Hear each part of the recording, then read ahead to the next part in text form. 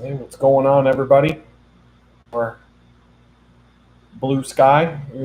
It's just us. What's going on? Um, Maybe some other people will pop in here. I don't really have. Let's see here. I don't really have anything specific to talk about. Didn't really. Been pretty busy this week, so I'll just. I guess maybe I'll just start there. Um, Trying to follow a trying to get into a routine of getting more work done and just kind of trying to focus on managing my time better so that I feel like I'm falling behind on things, and I think and energy is just low. I made a few discoveries in the last week. Um, so I have this fitness band that, well, looks like the room is empty. I don't know if anybody's going to show up or how it's going to go down. Um, I'm hoping that there's no issues with the. Hope that there's no check. Um, I'm looking to see if. I mean, it seems all right. I'm not seeing any. I don't know how to test the microphone to see if the microphone's working properly and all that. So, oh, here we go. Some more people. Um, oh, cool. Yeah, it was like the room went empty for a second, and then but yeah, I mean, software is buggy. So what's up, everybody? How you doing? um I don't know, I don't really have any specific subject, but if people, you got things you want to talk about, we can do that. In the meantime, I have just been trying to focus on reclaiming my energy and time. That's kind of the theme of my last week. Energy, I've got this. Oh, the helmet story. Yeah, I mean, I told that story at work. Somehow that came up. I don't know why. Um, but anyway, I've got this fitness band, and it's Garmin. And so I've had it. I had this before I was arrested. In fact, I was wearing it when they arrested me. Long story short, I can't wear it at the bakery. So this isn't the only reason I did it, but I've been curious how much how much do I burn? How much energy do I burn at this bakery in an 8-hour day when I'm not wearing this tracker? Calories. How many calories do I burn? Whatever, whatever. And so, um,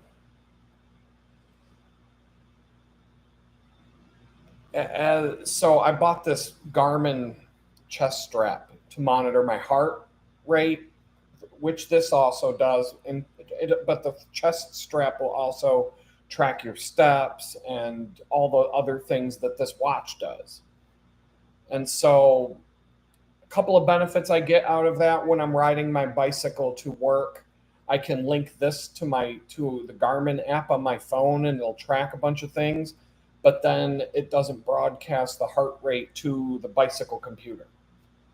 And so, with the chest strap, now I have two devices that are working in tandem, and so I can see my heart rate right in front of me, either on my phone in the Strava app or on this little GPS thing I have on my handlebars for the other bicycle. And so I can use that for training. Training within your heart rate zones as a cyclist is more effective than just trying to go out and bang out raw speed and distance. And it actually can. I used to do this when I was racing, when I was in high school and slightly past high school into college. I was racing, and the heart rate will tell you a lot. I used to mount my little I had a Polar heart rate watch when I was in high school, and I would just mount it to my handlebars next to the speed computer. And it would help out a lot in a race because you can kind of figure out exactly what rhythm you can sustain for a long period of time versus when you bleed up into your maxed out zone to where you're going to die in 3 minutes. If you keep this up, you can kind of go at your own pace. And yeah, 170 is crazy. I got up to 180 on, I think had to be Saturday's ride home, because I was pushing myself I was racing home on Saturday, and I was fast, really fast, and I was trying to beat a segment on Strava. I was trying to beat my time on this one segment, and when I got home, the readout said my max was 180. But it was for that 170 to 180 was probably for like 4 to 5 minutes at the most, and then I had to chill. I had to chill out for a bit and recover. But I did beat my best time. Just the wind, everything was kind of favorable, and I'm like, I think I can beat that time. And so, but the thing is, when I started wearing the chest strap at the bakery, it takes over when I take this off my wrist, because I'm not supposed to have a watch on. And it would just get in my way if I did. So it's nice to still track that. And the results, I've done this, I went Saturday and Monday to the bakery. And what I found out when I read the calories it said I burned, I'm like, you got to be. And some of the other readouts, there's some glitches with the chest strap counts steps while I'm bicycling, and the app isn't smart enough to cancel those out. But calories burned is pretty accurate, at least in terms of what I was expecting on the ride in. It's within its boundaries of what I normally what this says I burn on the way in is pretty. That didn't change. But at the end of the day, after the 50 miles of bicycling and the 8 hours at the bakery and coming home and chilling and kind of looking at the data the next day, I was like, I had to sit back for a minute. And I went to Strava, which is the cycling app, and I have tons of bike rides listed going all the way back to like probably early 2000s when I found the app. And I didn't always have a GPS for long distance biking, but when I picked up this Garmin unit that takes AAA batteries, I recorded a number of long distance rides from Pittsburgh to Philadelphia, Pittsburgh to DC, Pittsburgh to Rochester, New York, and back. And I looked at all these bike rides. And the consistent thing about the bike rides is if I'm riding 400 miles on a bike ride, it probably ends up being 100 to 150 miles per day. My longest single day was 174.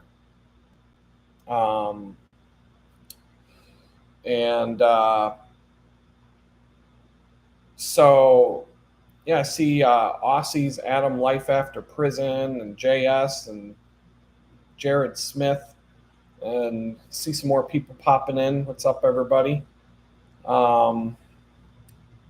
So anyway,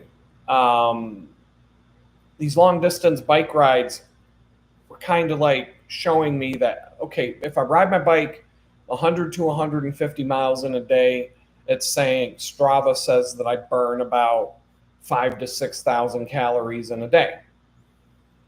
And this app, the Garmin app, when I tracked everything I did at the bakery both days, said I burned between 6,000 and 7,000 calories in a day. So, and I believe it, because when I come home from that job, I'm so exhausted that it bleeds into the next day or two of just feeling completely run down. And if I am, I'm feeling it today. I mean, it's Thursday and the last day I did it was Monday, but it bleeds throughout the week and it's slowly kind of wearing me out. Tour de France rider, how much would a Tour de France rider burn? We could look that up, but it's going to be more than 4,000. I would say because they're pushing so hard that I would assume it would be like 10,000 calories. Like they have to eat so much that when they're biking that they have to train a couple of months in advance to a race like that to practice eating and gobbling down the amount of food that they have to eat, because they have to eat so many calories when they're on the bike for the 5 hours a day. It's 3 to 5 hours a day. And if they don't eat enough during the race, because there's people on the side of the road holding up bags of food for the riders to grab and stuff. And if they don't eat enough, they'll burn out and they won't be able to finish the race at the speeds and at the intensity that they ride. So I feel like I'm guessing this Aussie Adam guy is the same troll who's got 50 different YouTube accounts just to troll this channel.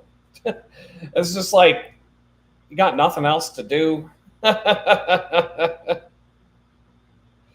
So anyway, Tadej Pogacar won the Tour de France. That was pretty obvious from like the first time trial stage, which was early in the race, stage 3, stage 4. Sometimes you can just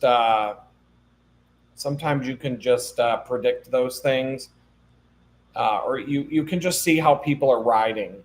And the two favorites, Tadej Pogacar and Jonas Vingegaard, however they pronounce it. He's got 4 tours now, JS. This was his 4th one. And so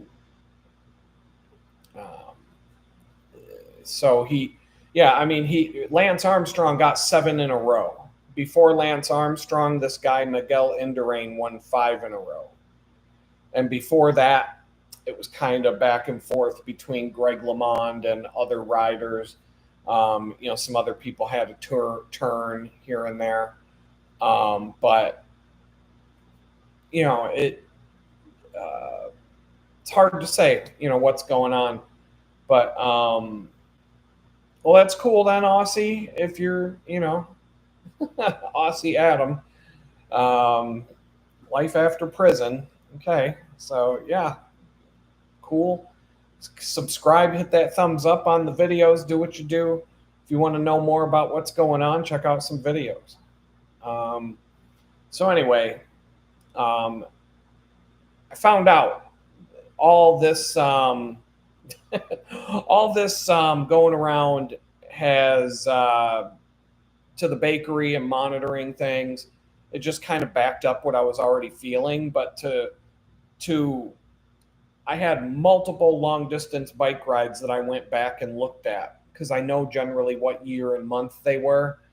And Strava was telling me the same thing every time, 4 to 5, or what did I say, 5 to 6,000 calories for one of those, 100 to 150 mile days.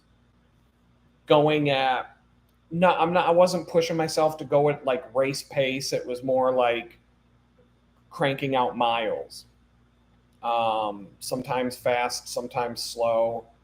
And so with that,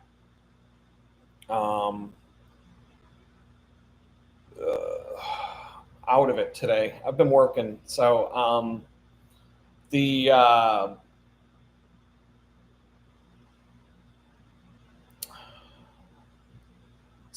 with the bakery, going on a 50-mile bike ride, 25 miles there, 25 miles back, and then working there 8 hours,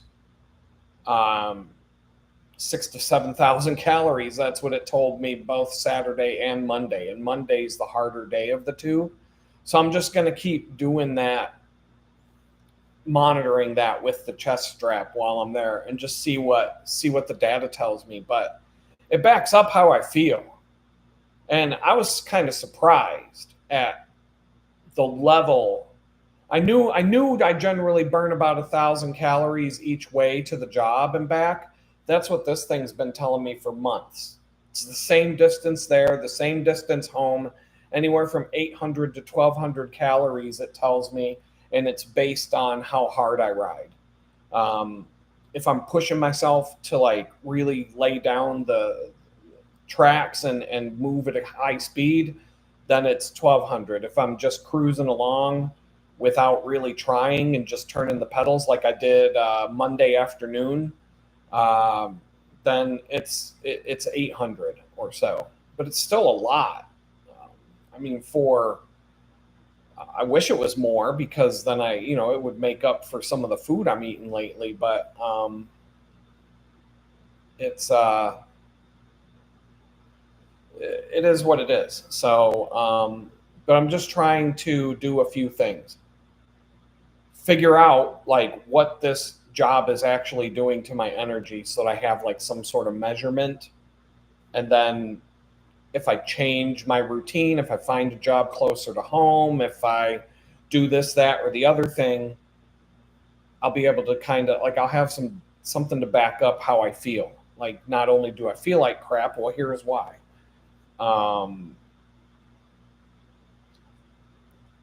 One cookie from the bakery it's 1,000 calories. They're so huge. They're like this big around. And I had a tres leches, Oreo cookie tres leches. It's like, I think the thing was like over 1,000, like close to 1,100 calories. So I'll burn that on the way in, but I'll have Chick-fil-A for breakfast, and then I'll eat one of those cookies while I'm there. And Chick-fil-A breakfast, even if I eat one of them chicken burritos that they have for breakfast and some hash browns, that's it. That's 1,000 calories there. And then the cookie, that pretty much equalizes what I ate between the biking and coming home. And then the working 8 hours adds to it. But my appetite is like outrageous right now, and it doesn't match what I'm doing to burn the calories off, because I do the bakery on Saturday and Monday, and then I come back from that, and sometimes Sunday, Saturday night, it just depends. My appetite will just go through the roof. Like I can wolf down some serious amount of food. So I'm just going to try and part of what I'm going to do there is I got a grocery shop tomorrow. I'm doing delivery. I'm doing grocery delivery. Walmart. I hate Walmart, but unfortunately, there's a Walmart grocery store down the street. And so the delivery is really fast. The other grocery stores around here that do the delivery thing, it's just not, their websites suck. They're not really set up for it. And the Amazon, whole paycheck foods is expensive. So I'm just doing the Walmart delivery. And that's cool, Aussie. We got some trolls here. I'm not saying you are, but there's a couple of trolls that show up week after week and every video, and some of them got themselves kicked off the channel, and so we're just it is what it is. It's just something you deal with when you're on YouTube. It's it doesn't matter who you are. Doesn't matter what you talk about. I watch a lot of people's live streams. There's really no channel or content creator that I follow religiously. I would say, that there are people who I probably see or listen to once a week. I sit in front of a computer a lot when I'm not at the bakery. I'm doing freelance work right now. And, but The trolls are everywhere. It don't matter. It don't matter what you. It doesn't matter what you talk about. You could be some Christian talking about Jesus and praying and all that stuff, and some troll will come in and give a girl a death threat. Like it's crazy. Um, Tim C asks, "Would you ever willingly want to move back or live in?" No, Jamestown. No. Pittsburgh is where my life was pretty much centered around Pittsburgh when I was arrested. I lived outside of Pittsburgh, out in Amish territory. That was about an hour away, but that was like a conscious choice I made when everything kind of went crazy in 2016, 2015. I just wanted to get out of the city, so I moved an hour away. But my life was still in the city, so I was down there all the time, and that Pittsburgh was home. Jamestown came about because I met a girl. She owned a business in Jamestown and lived in Jamestown. And so we were together for over a year. I don't remember exactly how long, but things were pretty serious. But she had a business. And so it wasn't like she could just pack up and move. And so I spent a lot of time in Jamestown and vice versa. I worked from home. I could do what I want. She owned her own business. So we spent a lot of time together. But that was my only connection to Jamestown.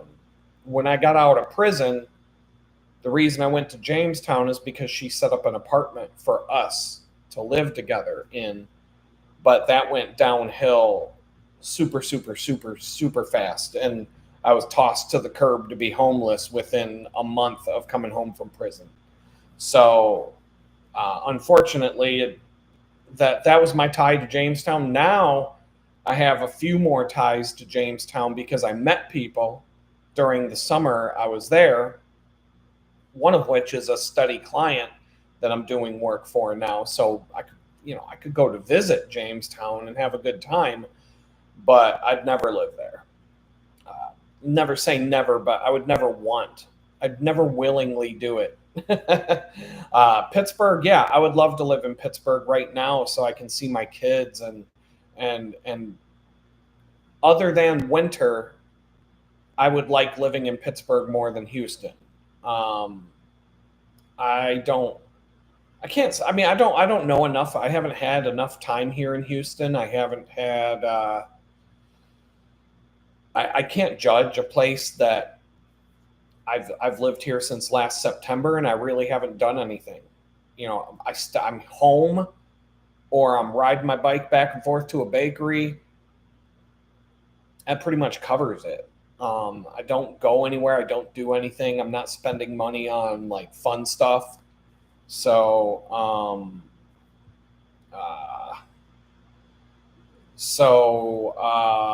just trying to grind my way to getting back in the swing of things. And so going back full circle to the whole time management, energy management.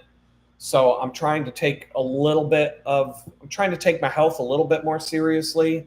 I'm riding my bike like crazy and I'm not losing weight, but it's because my appetite is outrageous from the biking.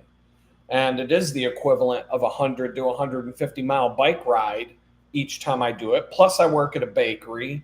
So, a bakery that makes cookies that are 1,000 calories because they're huge, or cakes or pies or whatever it is. It's kind of like a break even from that. And so I don't know, the energy, trying to figure out. I'm going to get the groceries. I was talking about that. I'm going to try and order lots of chicken and vegetables and things that I can eat a lot of, but aren't just full of crap calories.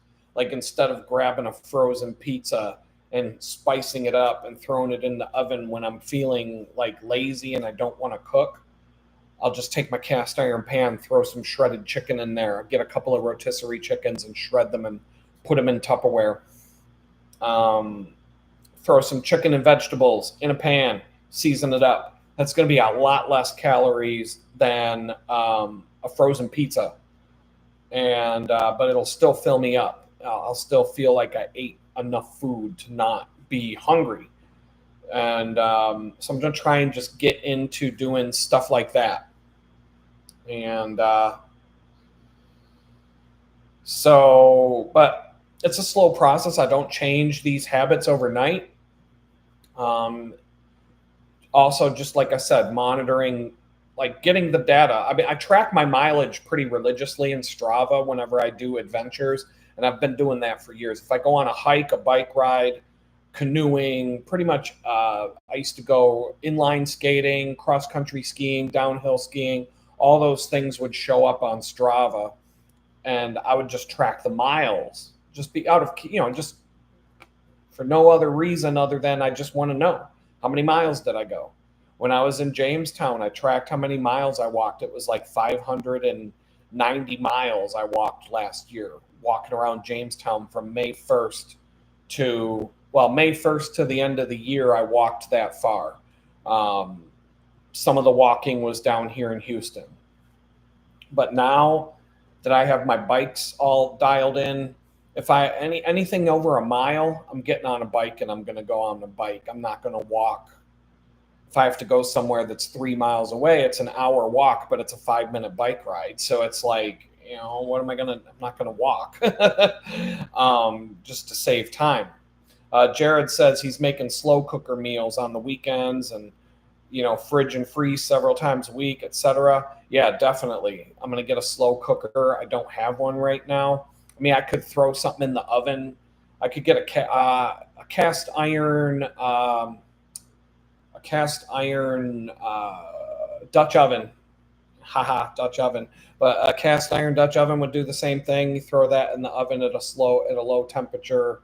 You can do the same thing, but a slow cooker is a lot cheaper on the electric bill, more convenient. So, and they're cheap. I want to get a rice cooker with a steamer basket and a slow cooker. And so I can throw a roast with some potatoes, some small potatoes and carrots and a little bit of onion and whatever else. Can't beat that. 4 hours. Then you got yourself, like you said, food for like 2-3 days off of that, depending on, what you throw down. Pulled pork, all kinds of things in the slow cooker.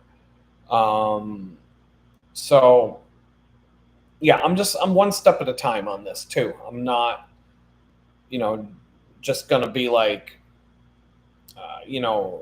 healthy eating.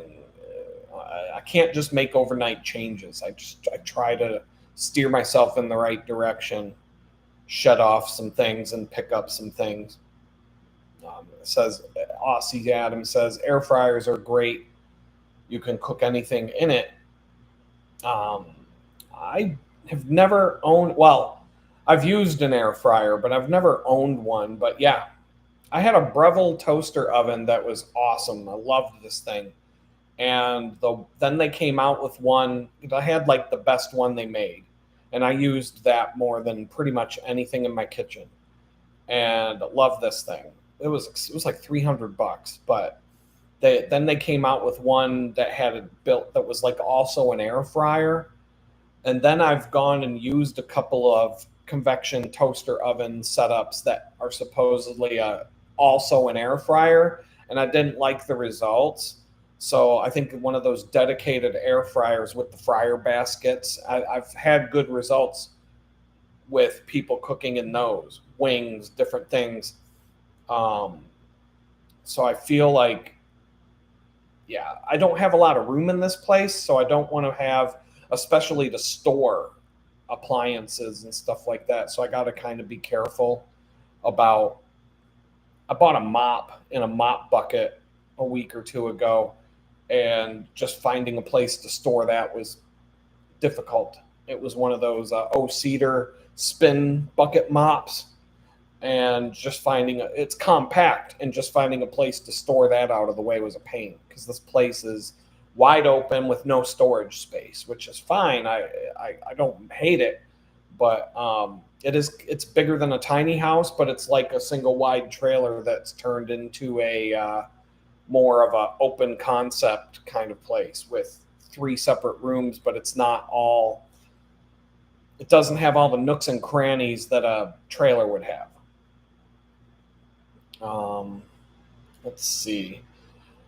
I bake cakes and cookies in my air fryer. They're so good. Yeah, I know how to make a thing or two now in the bakery, but I'm not doing it at home because not because I don't want to, but because I purposely don't keep I don't keep ice cream, cookies, cakes. I don't have any of that stuff here in the house, and I won't.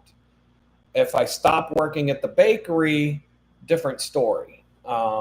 If I worked closing shifts at the bakery, I can bring home massive amounts of stuff because whatever we don't sell, we can take home because it has to be fresh. So, and then the cookies, I would keep them in the freezer.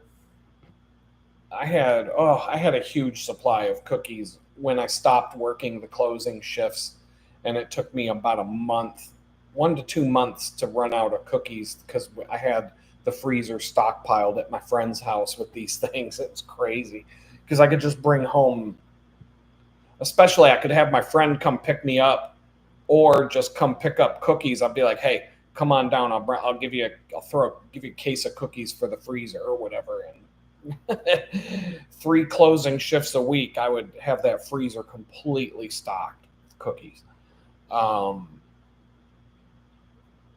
But so aside from managing the health and the energy and the, just trying to figure out what to do there, food, exercise, all that stuff, I decided to take my Google Calendar, which every time I try to do this, I don't stick with it. It doesn't really work for me.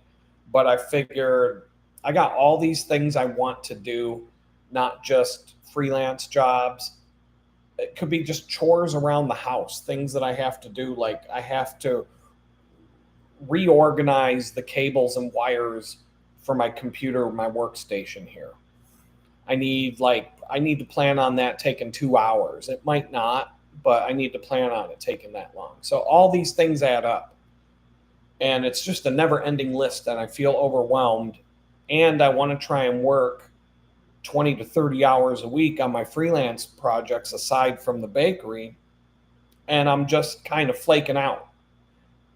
And I've got this YouTube channel, and I've got 20 other things I want to do, but I haven't made time for. So I decided last week, towards the end of the week, to just block a whole Google Calendar out from 7 in the morning until 9 o'clock at night.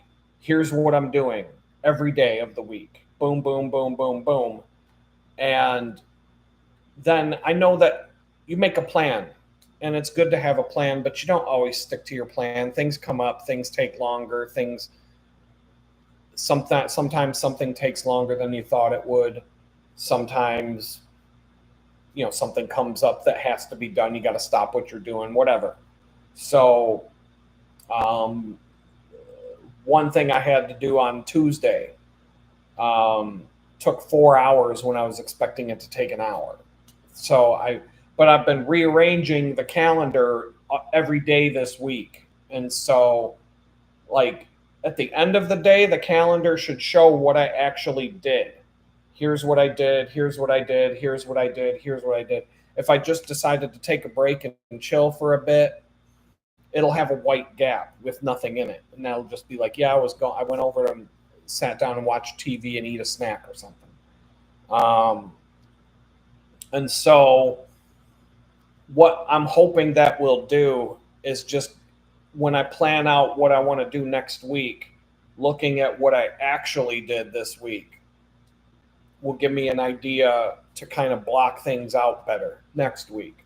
I'm finding out that I'm waking up about a half hour later than I want to. And I'm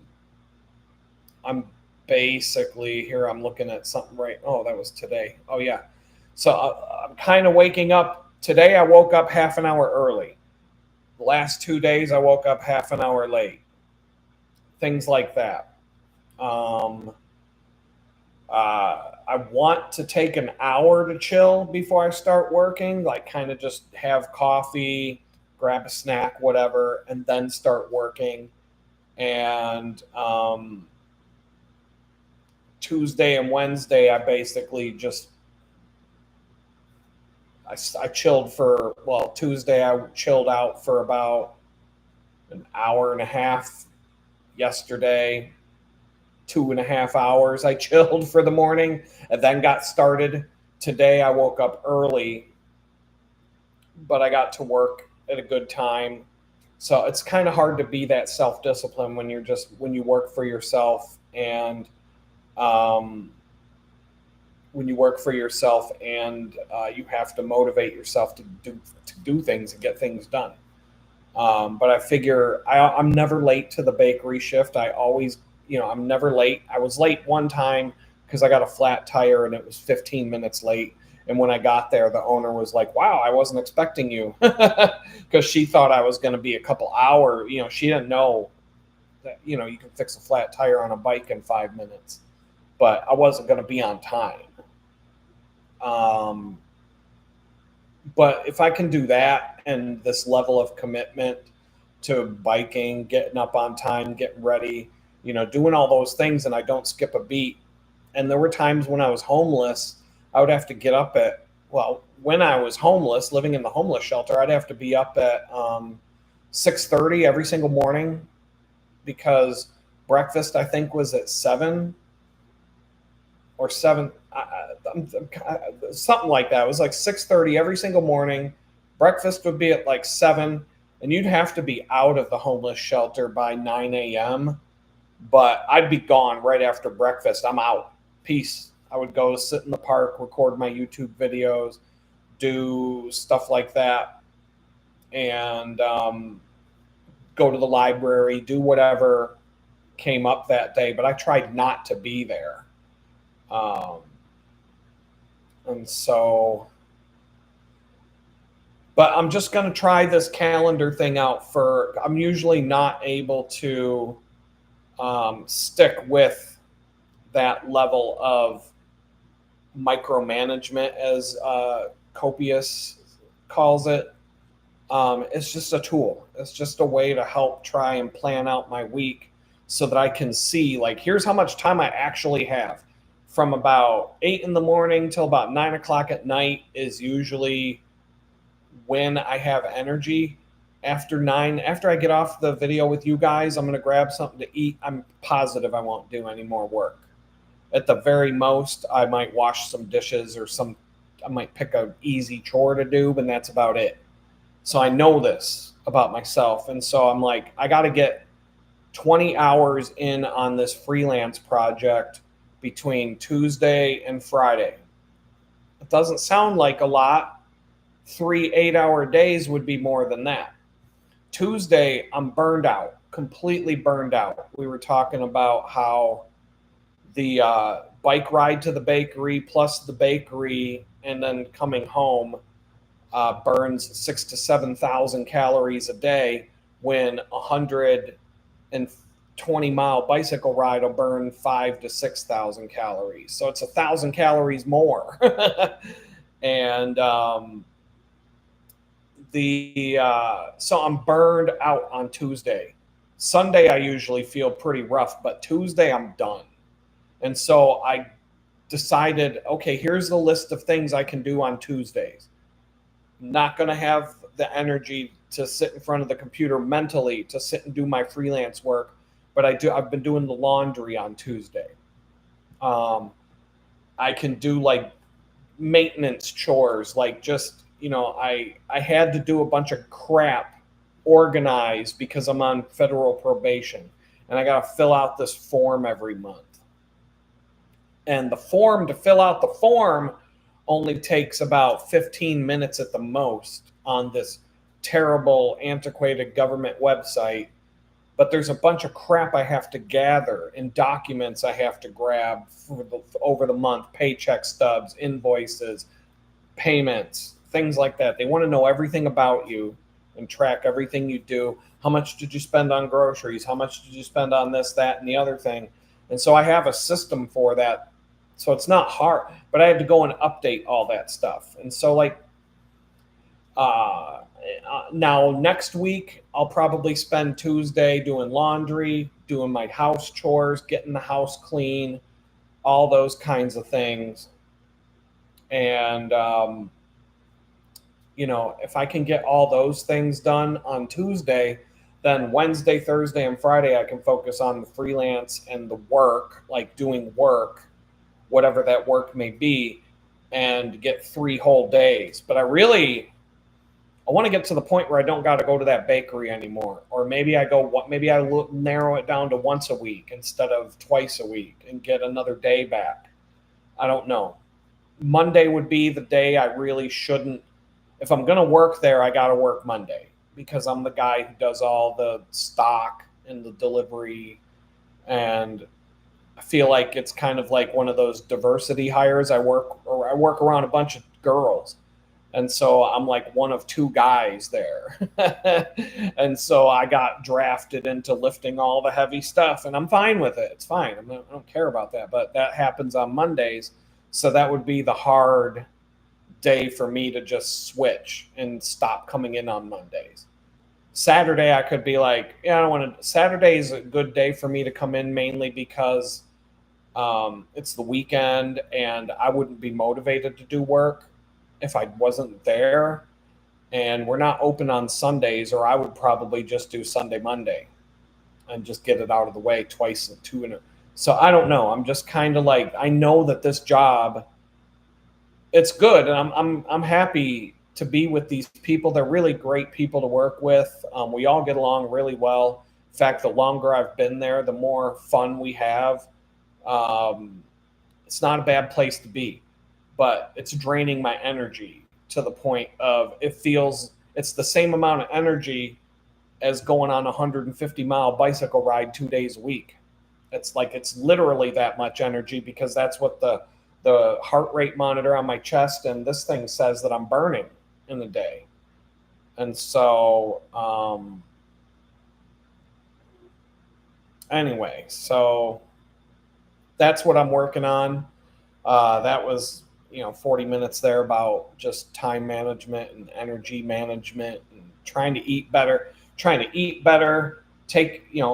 get better exercise, take what I'm doing and try to get the most out of it, trying to recover energy, eat better things so I have more energy, and just manage my time a little bit better than I have since I got to this place where I'm living right now. Part of what happened when I moved in this place was the stress I was under. The day that I moved out of that tool shed whoever called it a tool shed, that's so funny because that's what I call it from now on. But when I was living in that stupid little thing and going through all the hassle and that slumlord and everything else, the day I moved out of that place, when all 4 wheels of the moving van were on the road and I was finally like, this is it, I'm gone, my stress went down by like 1,000 points. I don't know how you measure it, but my stress was like, woo, down. This thing will probably tell me how much my stress went down if I open up the app and look at it. But Scott Ayers says he takes credit for the tool shed. All right.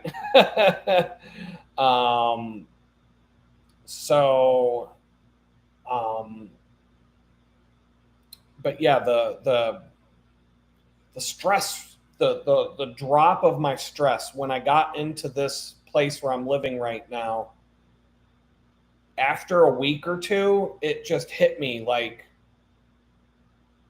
all the stress that had built up from August of 2022, getting arrested, going to jail, going to prison, the whole thing, all of that, coming home to a toxic nightmare, ending up homeless, being homeless for all that time, living at my friend's house, which that was a good experience, but it was still stressful because, I wanted to get out of there. and moving into the tool shed, and then all the crazy things that slumlord did, and everything that I found out. My stress, just I never had a chance to decompress for almost 3 whole years. Just constant fight or flight, constantly fight or flight, fight or flight, fight or flight. And when I moved into here, after like a week or so, it hit me like a brick, like a ton of bricks. It just was like this whole I can't explain it other than this is the first time I've been able to let go of all that stress. And when you are under stress like that for a long period of time, when it ends or when you get to the other side, it's like draining, it's toxic, it's complete. This isn't the first time I've gone through a stressful period and then just been completely wiped out. Let's say I was unemployed for a period of time. I got fired because I didn't take the vaccine, and I worked from home at a remote job, and I got fired for not taking the vaccine at a remote job, and it was remote before the COVID scam. And so and so when I found a job, it was like 4 or 5 months later, and I was stressing. It was constant stress. Things were working out, but money wise, I had no idea if I was going to make it to the finish line because they wouldn't give me unemployment because, a company can tell you to take a vaccine. And if you say no, then that's insubordination or some shit they said. So I didn't do it. And so, but I stressed and stressed. When I got a job, the decompression from that stress, I was complete. I swear I probably slept because I gave myself a week or so just before I started the job. Even though I didn't have a job, but like just the relief. I probably slept for an entire week. I mean, I was wiped out just from that release of stress. And so that's the same thing that happened here. And I'm starting to climb back out of, but I mean, there's been days here I have zero energy. Like I could barely get off of the recliner and do anything. And I just wasn't beating myself up over it because I kind of just knew what it was. But now I'm starting to but there's also a little bit of stress from just feeling like I'm behind on a lot of stuff.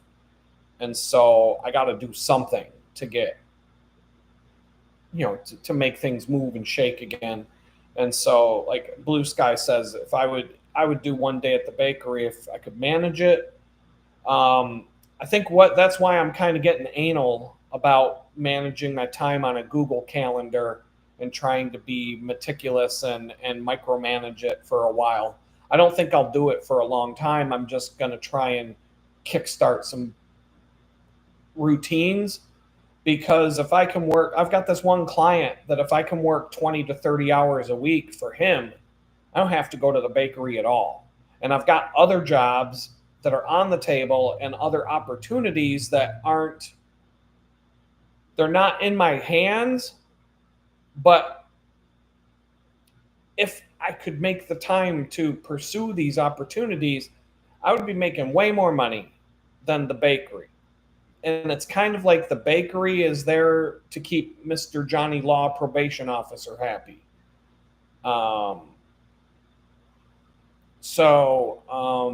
There's all these different aspects, but the bakery's good. I get a paycheck from the bakery tomorrow and I can go grocery shopping and I can do some things. And I'm waiting for some checks for freelance to come my way. And I don't know when they'll come. I know they're on the way. I know they were mailed. This one client, he's more comfortable writing a check. Plus, I don't have to pay any transaction fees. Like if I gave him a link to pay with a credit card, I'd have to eat fees out of that. So I don't care about the mail and having to go to the bank and deposit a check. That doesn't bother me. I can do other things while I'm out on those errands. But The bakery just, it hits every other Friday. I get a check, I get some money for groceries and for other things, and it helps pay bills, and it just kind of, it's kind of there.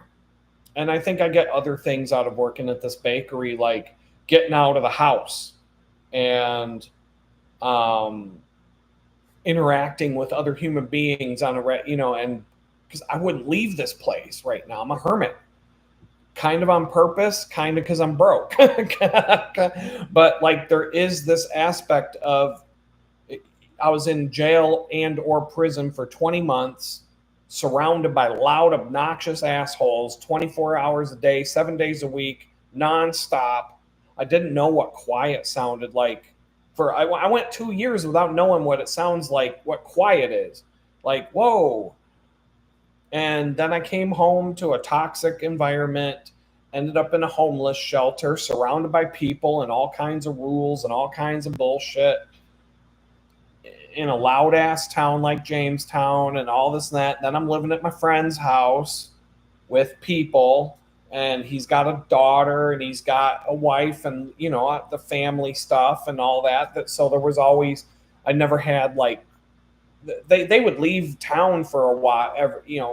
They had another home in another city, and they would leave from time to time for a few days, and I'd just be there, and it would be quiet. But then the tool shed, when I was living there were other people that lived on that property. And so I didn't feel like I was by myself.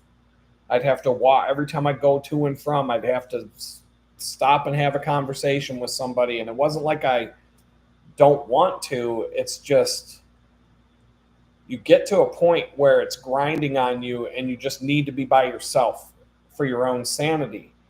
And so when I got to this place, there are other people around me here on this property. There are other little homes, like a bunch. There's like 1, 2, 3, 4, like 5 little homes on this property. But it don't feel like there's people around me. I walk outside, I wave, have a conversation with somebody once in a while. There's a guy who one of the properties, I can look out my window and it's right there. I've never even said hi to the guy once. I've never actually crossed paths with him outside. So I'm like, I feel like I'm by myself, and I got that quiet time to just be alone. And so that's been a big thing since I got here to this place where I'm living. And I've only lived here since June 1st. So there's this part of me that doesn't want to go out and mingle and be out there. So being broke, wanting to be alone, all that. So the bakery does give me a reason to go interact with people and have human contact. And I was talking to my client about that the other day on a Zoom meeting. And yeah. So you're all talking about the halfway house. I'm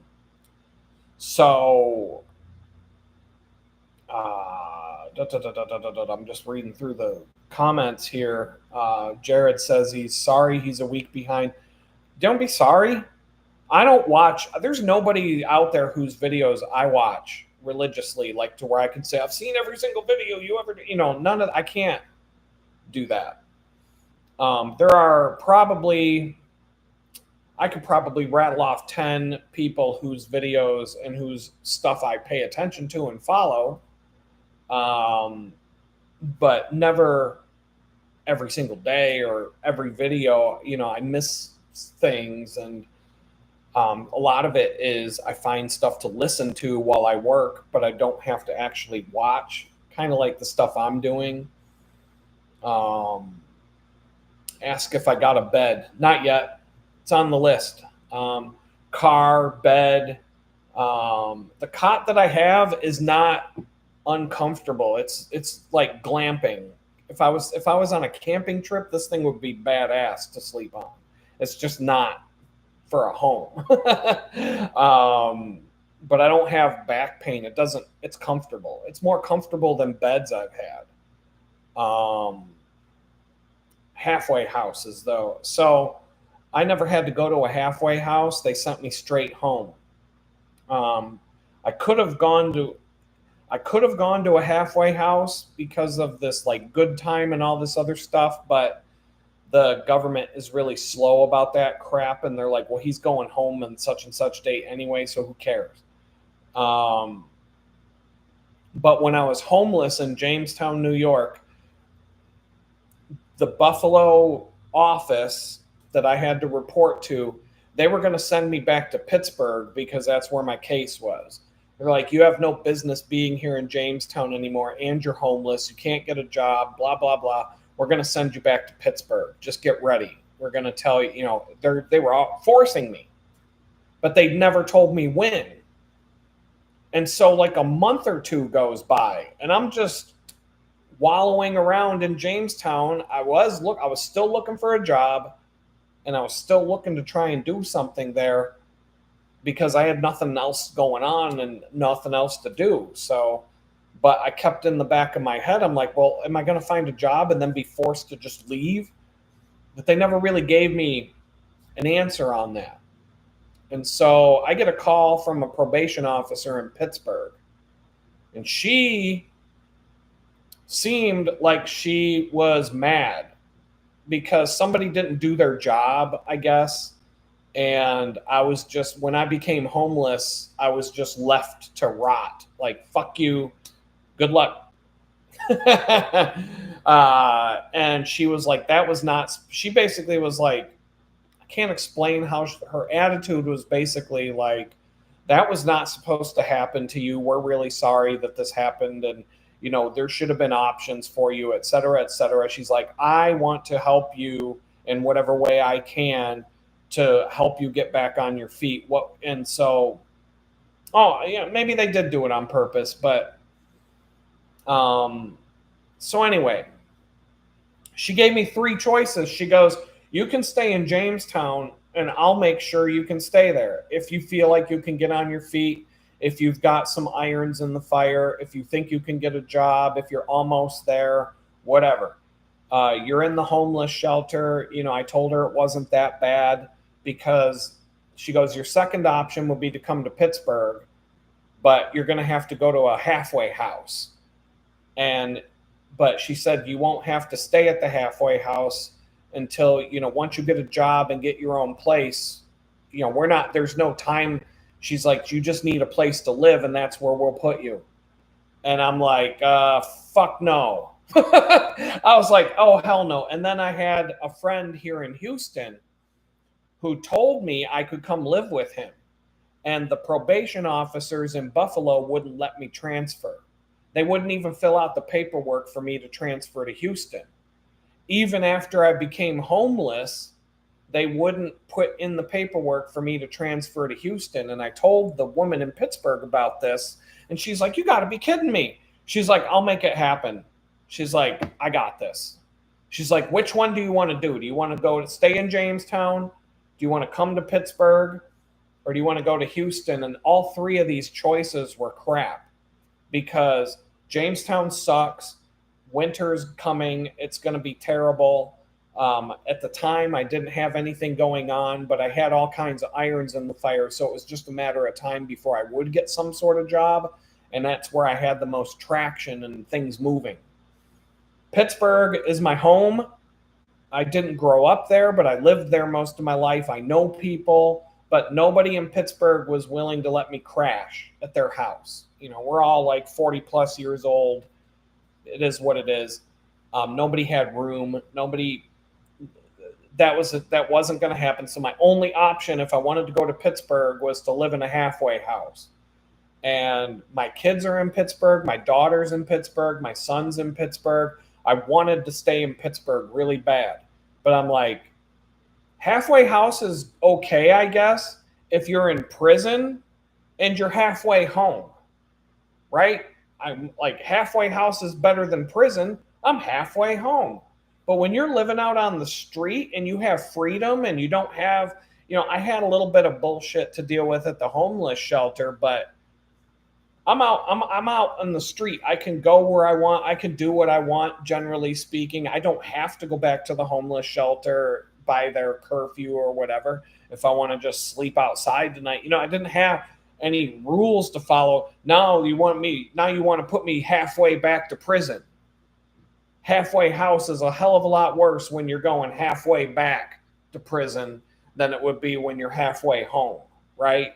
So I was like, no fucking way am I going to do that. If I had the money, if I had the means to just find an apartment in Pittsburgh really fast, I would have moved to Pittsburgh. Public transit, there's trains, there's buses, there's different ways to get around in the winter. Houston don't have that. Houston, fuck, you don't got a car in Houston, fuck you. That's Texas. They don't even have sidewalks here. So Houston's like, you don't have a car, you ain't shit. But in Pittsburgh, you can get away with not having a car all winter, and with a bicycle and public transit, I would have been okay. But I was not going to go halfway back to prison when I didn't do anything to deserve going halfway back to prison, especially when my best friend was like, you can come live at our house. We have a McMansion. We have this McMansion in a nice neighborhood. Why don't you come stay with us? My freaking bed at my friend's house when I was staying there was bigger than the room at the homeless shelter. So I'm like, but this probation officer in Pittsburgh, she kind of greased the skids and made it happen. She's like, I'll support you, whatever you think is best. And I said, look, they all suck. I don't want to be 2,000 miles away from my kids, but I've got my best friend there. I've got a place to live, an actual place to live. Houston's the 4th biggest city in America. I can probably get a job, and I can ride my bicycle to get around for transportation. And because winters are mild, if they even have a winter at all, I didn't know what winter would be, but I'm like, I can ride my bike all year long. So I can take my time saving up for a car and all these different things. And so I feel like it was okay. I feel like it was okay. And Blue Sky says you have portable income once you're off probation, you're going back to PA. Of course. That's my goal. I don't want to stay here. I don't know. I don't know 100%. Maybe something will happen in Houston that makes me want to stay here, and maybe I get into a position where I can have my son come live here. I don't even think his mom would be opposed to that, but not now. So, but I don't think my son would be opposed to it. I don't think it's not like there's no animosity from them. I get along with his mom just fine. Everybody in my world thinks it's bullshit what the government did to me. They're like, yeah, that was pretty stupid, Adam. But nobody in my world or anybody I'm associate with thinks that, other than some friends that disappeared the day it happened. No, and even those people that disappeared all agree with everything that I said that got me arrested, because they come right out of their mouth on a regular basis, just like mine. So, like, fair weather friends, I guess. Fair weather friends that I had for 30 years. But, you know, you find out who your real friends are when things like something like that happens. But I would like to go. I don't know if I want to live in Pittsburgh, to be honest, but I don't know. Everything's kind of up in the air. West Virginia might not be bad. Like, just somewhere closer to my kids. I don't know. But I'm trying to be open-minded and just let the good Lord decide what he wants me to do. Everything might work out better than I even imagine. So I'm trying to just focus on what needs to happen right now. And there's money on the table.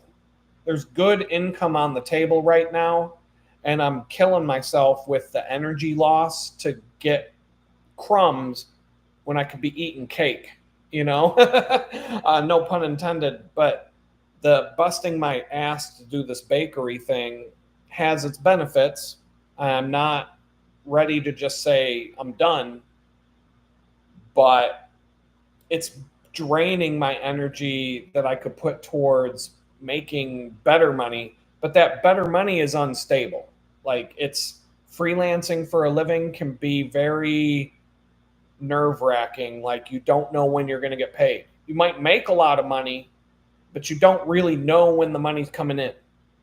I've got a good client right now. I've got two good clients that are great to work with. I've got three others that are prospects that I'm kind of holding off on taking on projects from because I'm having a hard time with time right now. And one of these projects was supposed to be just a cut and dry website, and it's turned into all this extra work. And now I'm just billing him an hourly rate because the work never ends.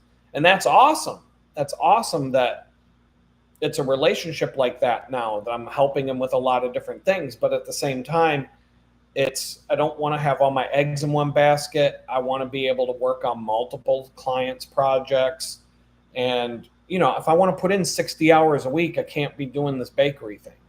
So I'm trying to get to a point where I'm generating enough revenue from the freelance to just stop doing that. The car situation, there's the guy on YouTube. I don't know. He pops into this live chat once in a while. There's that guy, but he's in California, and I have to have the car shipped here, the one he wants to give away. And I've had some, that's a nerve-wracking thing too, to like send somebody, pay a company to move a car across the country to bring it to you, that I've never seen. Not that I don't trust the guy, but I don't trust these moving companies. I just got told a story at the bakery of how this one girl I work with, woman I work with, she's my age, her daughter just moved to Denver, and the moving company that came and got all her stuff's nowhere to be found now. And she's living in an apartment in a house in Denver with nothing in it, and can't figure out what happened to all her stuff. And the slumlord, the scam artist that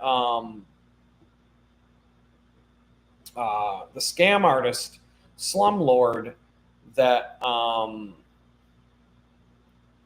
that I was renting that tool shed from, all the scams that he was running, one of them was a fake moving company, like picking up vehicles and moving them around the country and stuff. And so that kind of like factors into, but I don't, money wise, I'm not there yet. I had the money to do it, but I had so many expenses when I moved into this place that it drained my money fast. But now I'm building it back up. And if I would just buckle down and do these and work 30 hours a week for my freelance, by the end of August, I should be in a good place. And possibly I could just roll the dice and schedule a pickup for that car. And if not, there'll be another car. There'll be something else. The one client that I'm doing work for, he wants to try and help out in that department. So, I don't know how it's going to happen. It'll happen though. And then that will recover a lot of energy for me. And then it'll be like, it'll turn. I know if I get a car for at least I would say if I got a car, I probably won't ride my bike once for a month. And if I do, it'll be like to the bakery and back, but like maybe once. I don't know. I know that I will. I know that I think I would. I can tell you 2 weeks I won't ride a bike at all because I need to, like, my feet got some things going on. I've got some things going on that I would like my body to just recover from. Pains and aches and just, not like, kind of like how the Tour de France riders get beat the hell up. And then they're probably just going to sit for 2 weeks and do nothing to recover from that. Kind of need that because I've been riding my bike nonstop since September. And before that, I walked 590 miles last year. And this year I've rode a bike 3,000 miles. I'm over 3,000 miles now. And so it's just, I want some time off from it. My body just wants time off. So if I do get a car, I can tell you for a fact, 2-3 weeks, I'm not walking anywhere. I'm not driving, or I'm not biking anywhere. None of it.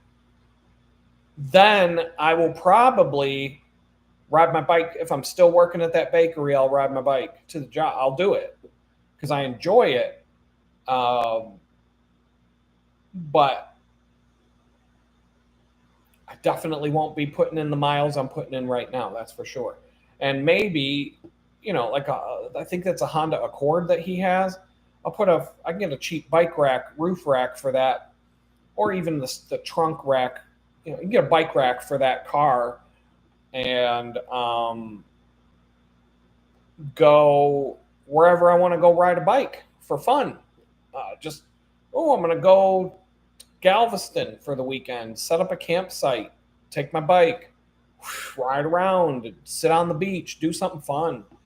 Do things that are fun that don't cost anything. That's how I usually rolled even when I had money. I would go travel the country and live out of a vehicle. I had a 2-door Jeep Wrangler, and then I had a pickup truck that was set up to be a vehicle that you could live out of. The back was a bed with drawers underneath the bed to store all your gear. And it had a camper top shell. I could just pull into a campsite.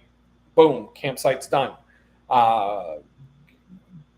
Get a fire going, get the mountain pie maker out, make dinner, 20 different ways to cook. And I would just be out and about taking, going on photography trips and doing things like that. I could travel the country with the cost of gasoline and food, and you're going to buy food anyway. And most of the food I'm just making. I'm stopping at grocery stores and just picking food up to make food and hardly ever going to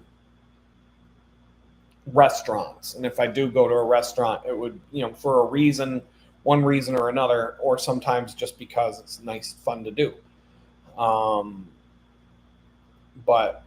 I would like to see Houston and enjoy, I would like to explore Houston and actually say that I lived here and did stuff, and actually know things about Houston, and this is a good place to go eat, and that place is cool to see a show, or whatever. Cool little store, thrift store, whatever. All the things I know about Pittsburgh, that was my home for a long time. I know so many things about Pittsburgh and other cities that I like to go to. I don't know anything about Houston. So right now, I don't know how to. It says there's 17 people in the chat, but then when you click on participants, it's 1, 2, 3, 4 participants. So 5 participants now. I think there's a way to turn. I think there's a way to make it show on or off. You can be on someone's live stream, but they don't know you're there, who you are. It might just, so there, this thing says 17 up here in the corner of the interface, or the video is the opposite of, if I point here, it's actually pointing there in the video screen. But up in the corner, it says 17 viewers. But when I click on this to see participants, it only shows 1, 2, 3, 5 plus me.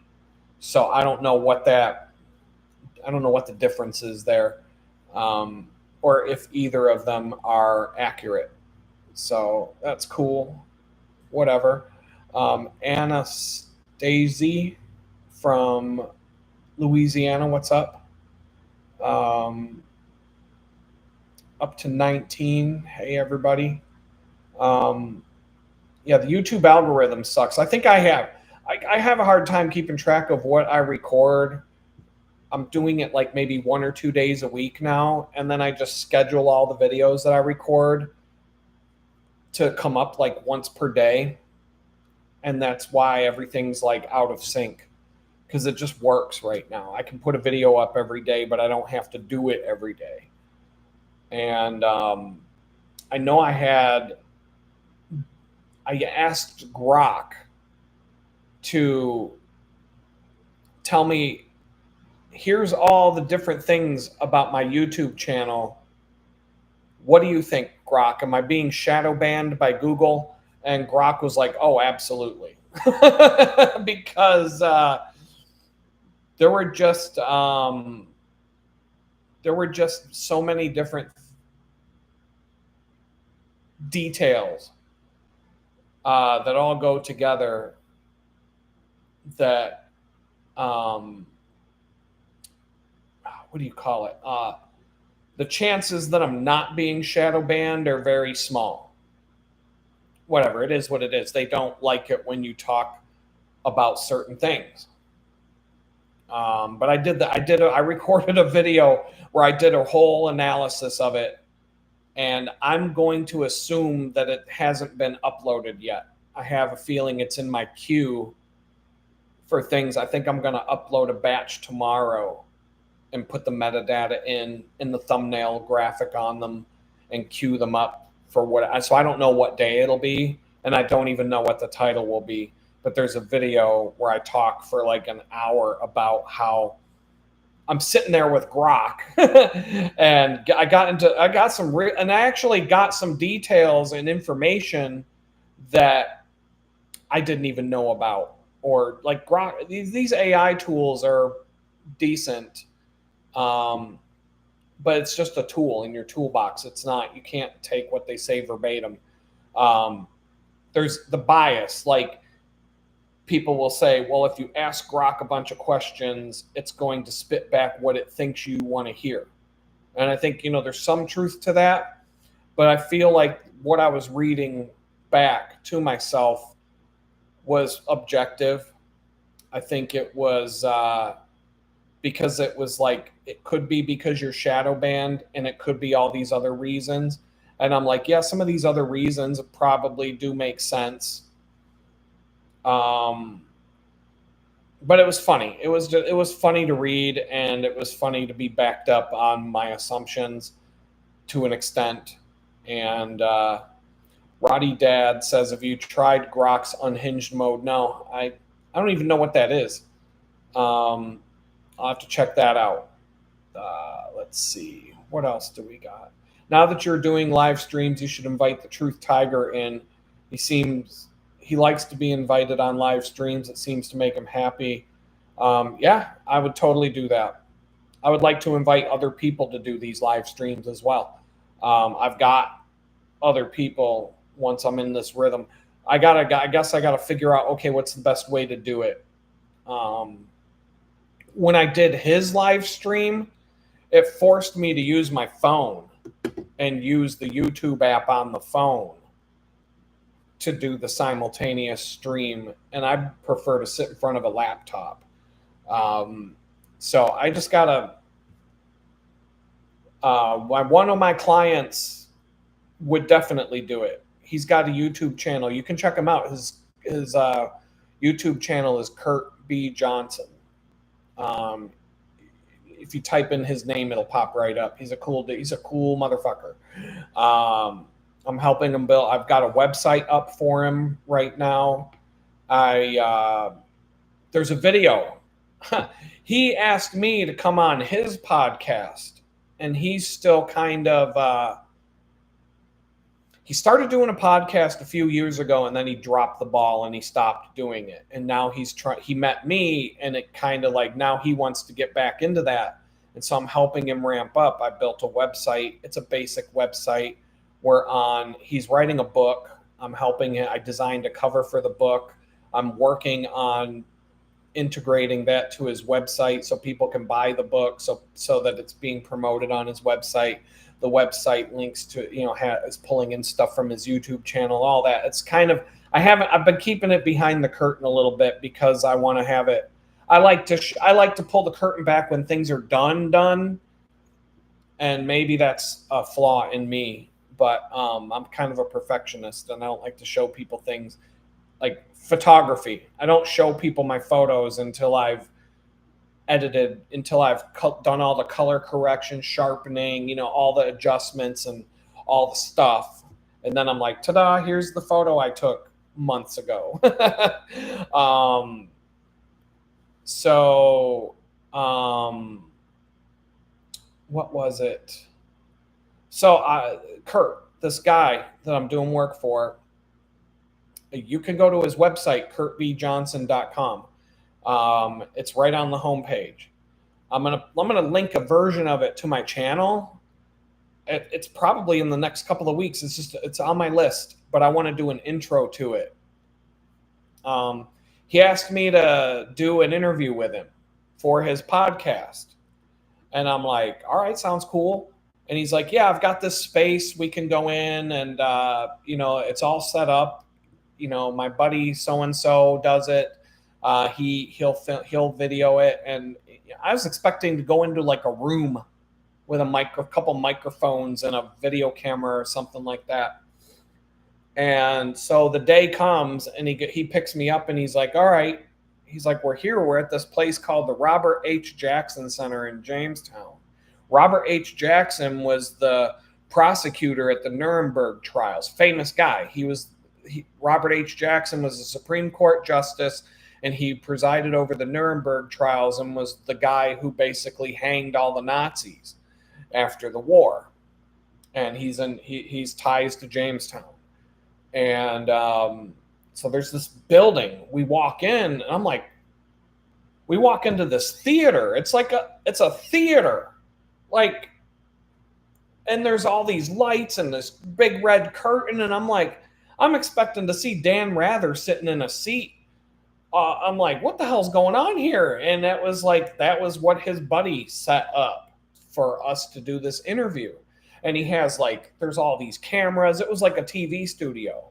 It was like, there were only like a handful of people in the theater, just like friends of his and different people, there. But we did this whole interview for like an hour and a half. And I was not expecting that. I was thrown off by it when I was like, what is this? And so I've got the video of it, and it's on his YouTube channel. It's Why Did I Hire a Homeless Guy to Build My Website's the title of it. And, but there's a whole second, I got him a website, but it's like 3 or 4 pages, because there's not much there, but, there's a whole bunch coming, and I'm working on the next batch of that stuff right now. In fact, this week is what I had to kind of buckle down and be like, I'm not going to pull the curtain back and, I guess I could share my screen. Oh yeah, right there. You can share a screen while we talk. But one of these days I might, I can show you some of these things with sharing my screen and whatnot, and have my act for my live stream here a little bit more together, queue up some things to be ready to do that, like I would do for a Zoom meeting or whatever. But, so anyway, let me read the comments here. Grok did a good job creating web pages for me, but it created gibberish when I asked it to make a Cinema 4D plugin. Not enough data for it to learn from. The thing with AI, and a lot of people have said this, and I agree with it, and I kind of came to the same conclusion on my own. It can do a lot of things, and I've used it for a lot of random things, but it can't do anything well unless you are good at the thing you're asking it to do. So on a whim one day, I asked it to write some JavaScript for this dude's website. And because I was going to have to learn the Google YouTube API JavaScript and have a bunch of reference up in front of me, and it was going to take me some time to do. And I was planning on it taking all day. Grok spits out this block of JavaScript, says, try this. I try it. and it worked right out the gate. And I'm like, holy crap. And then there was a bug. And so I went back to Grok and I typed in the bug, like just in plain English, what was wrong with it. I didn't use like cyber language. I just said, hey, when I click on this, this isn't happening. Whatever the bug was, I just explained it in plain English. Grok goes, oh, okay, here, try this. Gives me back another block of code. And it's like a decent amount of code. And I'm like, copy and paste, boom, bug's fixed. And then I find another bug. And I went back to Grok and I said, here's the next bug I found. This, when I do this, it's not doing this, and whatever. And Grok goes, oh, I know why. Here you go. Here's your code. And I take it back. I'm like, damn. And I plugged it in and it worked perfect. And I haven't had a bug since. And I pretty much used it right out of the gate. But I still had to know what to do with the JavaScript. I had to know where to put it, how to wire it up. I still had to, there's 10 different ways in a WordPress site to put this together. And I still had to know what I was doing. I had to come up with some things on my own to tie this all together. But it was real simple. And it took me basically an hour to an hour and a half to do something that would have been 8 or 9 hours. I used AI to come up with Microsoft Image Generator. I used it to come up with a bunch of poster designs. Somebody asked me to make a bunch of t-shirt designs that could be sold on Etsy, and she would pay me, but it wasn't a lot of money. And I said, well, I'll do it, but then I'm going to use them myself and I'm going to sell them, but I'm not going to sell t-shirts. I'm going to sell posters and things like that. And so I was like, I'll do it, but you're not paying me a lot. So that's how I'm going to make it worth my while. And she was like, oh, that's cool. Cool. And so I started doing that, and I have 12, 13 different designs for these posters, but I used the Microsoft Image Generator to come up with the ideas. And it took a while, but I got 12 or 13 that all go together. The artwork style is close enough that they all match in some way. But I mean, AI, when it creates images, doesn't know how to spell words. And I'm like, how the hell? I'm typing in the words that it's supposed to say, and you still can't spell the word when you give me the image back. Like, that's not AI. That's not intelligent. It's the artwork was nice, but it was a starting point. It's something that I can take as a starting point and continue to refine, and especially the typography, because the wording was a mess. It spelled all the words wrong, but the style, the font, the first one took me 24 hours of time to get it to a final state. I gave it to her. I'm working on number 2 now, and I put more than 20 hours into it.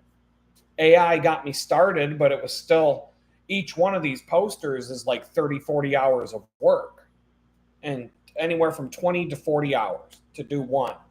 And that's typical. That's, high-end graphic design and art. Yeah, that's not ridiculous.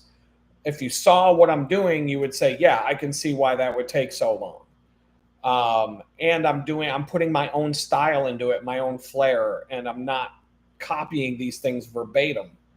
But I'm using them as a reference point. And so AI was great for that. It got me started. What else? Like, people are writing music with AI, but if you're not a good musician, if you don't know what makes a good song, you're not going to be able to use the AI to get past what you're not good at. You have to be knowledgeable. You can get AI to write you a book. I thought that would be funny to do. Hey, AI, write me a book. But you can, but if you're not a good writer, AI is not going to give you a good book, because you're going to have to be able to take you're going to have to work with the tool, not have the tool do it all for you. But it's getting ridiculous. Some of the stuff you can do there. I'm using some of the tools in different ways. And when I was dealing with the slumlord, I talked to an attorney. I talked to two attorneys because I thought I was going to have to go to court with this guy, and I wanted to be. I didn't have to pay money. I was able to talk to two different attorneys without spending any money. Get some information, but I used Grok primarily to do a lot more research and um, to basically come up with ideas and all kinds of stuff without, stuff that a lawyer would have charged me money to tell me, but Grok was able to, here are the statutes, here are the laws, here are this and that and the other thing. And sometimes, like you said, Grok sometimes gives you wrong information. Grok kept telling me this one statute that so I don't know what it was. So, this was months ago, but it kept citing this one statute saying that the landlord has to do this or that. And I would go and read the statute that it's citing, and the thing that Grok is saying is not there. And so, it is what it is. You can't just take everything it gives you verbatim. I use Grammarly with my writing, or anything I have to write, copywriting, just things like sending an email, whatever. I started using the free one for a long time, and then I just treated it like, oh, it's another business expense because I'm using it now. I'm finding things to use it for now that are worth, it's not super cheap, but it's not ridiculous. I pay quarterly, so it's a little cheaper there. But it's AI. I mean, this thing is it doesn't write for you, but it'll highlight things. I'm using AI to write cover letters. If I apply for a job and it asks for a cover letter, there's a Chat GPT based cover letter generator. You paste your resume in, you paste the job description, it spits back a cover letter, boom, instantaneously. And then I take that, put it in Grammarly, let Grammarly clean it up a little bit, and then I read it just to see if there's any like complete bullshit. Sometimes there'll be a couple sentences that I need to remove because they either make no sense or they don't align. Like, I'll read it and I'll check it out, but the whole process from applying to the job and sending the cover letter takes less than 5 minutes. And I'm like, no human beings reading these things anyway. If a bot is gonna be the one reading my cover letter now, may as well have a bot write the cover letter, and the two bots can sort this shit out, because I know I'm not gonna get a call. These job applications have gotten so ridiculous that when a company posts a job lead, they're getting 5,000 resumes now for a job. And I've been hearing from the inside from hiring managers that the AI bots screen out good candidates. Like the 5,000 candidates apply for a job, and it goes through an AI bot, and then the AI bot sends maybe 10 resumes to the recruiter or the hiring manager, but then the resumes that the hiring manager gets aren't even that great. But how do you sift through 5,000 applications for a job now? And the whole job market is so fucked right now. It's so, when I went to prison, it wasn't. When I came out 20 months later, everything was like, what? They're like telling me I got to go on a job interview with a bot. And I'm like, no. No, I'm not. No. So I guess it's just time that I just do my own thing. If a job were to come my way doing what I do as a software designer, user experience designer, or whatever, and there's not going to be a background check, and it's going to be remote. Like I haven't applied to any jobs in a while, other than maybe a quick response to a recruiter where I just copy and paste.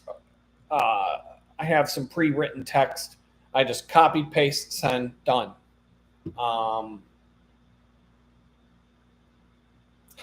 There was a lady who was using AI to do her AI interview. The company said she cheated. Yeah, dog shit every step of the way. And then after you get hired, you're treated even worse. But there's going to come a day where these employers need people. And all of a sudden they're going to backpedal and be like, "Oh, we're great. They're going to treat you like gold. They're going to treat you so well. They're going to bend over backwards to try to attract people." And I've seen both multiple times in my career. Employers market, you're garbage, you're a piece of shit, you're lucky to have a job, shut the fuck up, you worthless scumbag, just be thankful we gave you the time of day, blah, blah, blah. That's how they're treating you. All of a sudden, the company can't find employees. Oh, now it's an employees market. Now they're kissing your ass. Oh, we'd love to have you come work here. We'll let you work from home. We'll give you all these benefits. We'll treat you like kings if you come work for us. And they kiss your ass day in and day out. And it's just whatever at this point. My career was almost 30 years long. And Scott Ayers says, I was in charge of an entire manufacturing plant. Now I can't even get a job cleaning toilets. Yeah. I don't understand. I'm in the fourth biggest city in America and I can't find a job, but I don't speak Spanish. So that's a problem in Houston. That's one reason why I don't know. I'm lucky to have a job at the bakery, but really we don't have anybody at the bakery that speaks Spanish. But I keep saying, I'm like, Trump, so if you send ICE to Houston, have them sit outside of all these fast food joints and whatnot. And when the DoorDash drivers come out with a bag of food, ask them a question in English. And if they don't know English, put them in the paddy wagon and take them where they got to go. Because these people, they're so fucking rude. They come into the bakery, these DoorDash drivers. They're always on speakerphone talking to somebody. They'll yell at you like, DoorDash, DoorDash.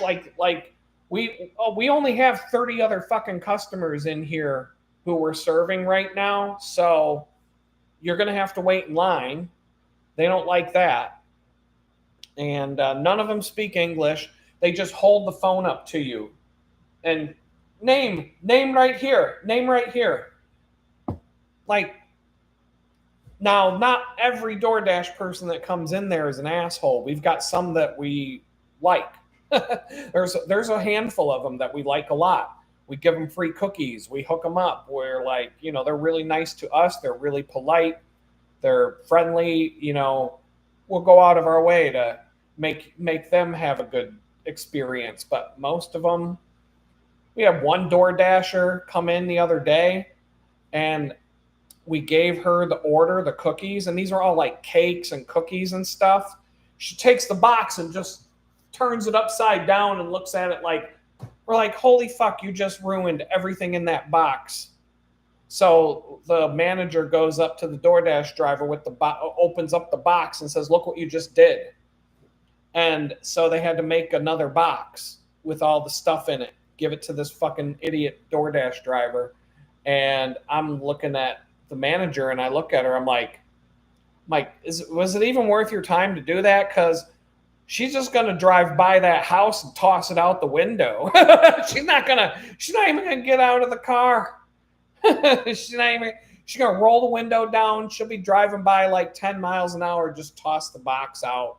It's going to land in the person's yard. There's your DoorDash order, asshole, and drive away. I had a freaking Amazon. Amazon's hiring like DoorDashers now. And an Amazon order came to my place and it said it was delivered. And I'm looking around. I'm like, nobody was here. Where the hell is it? I go outside. It's like laying by the road in the ditch. Swear to God, someone just drove by the house and tossed my Amazon order out the window. So I said something to them about it.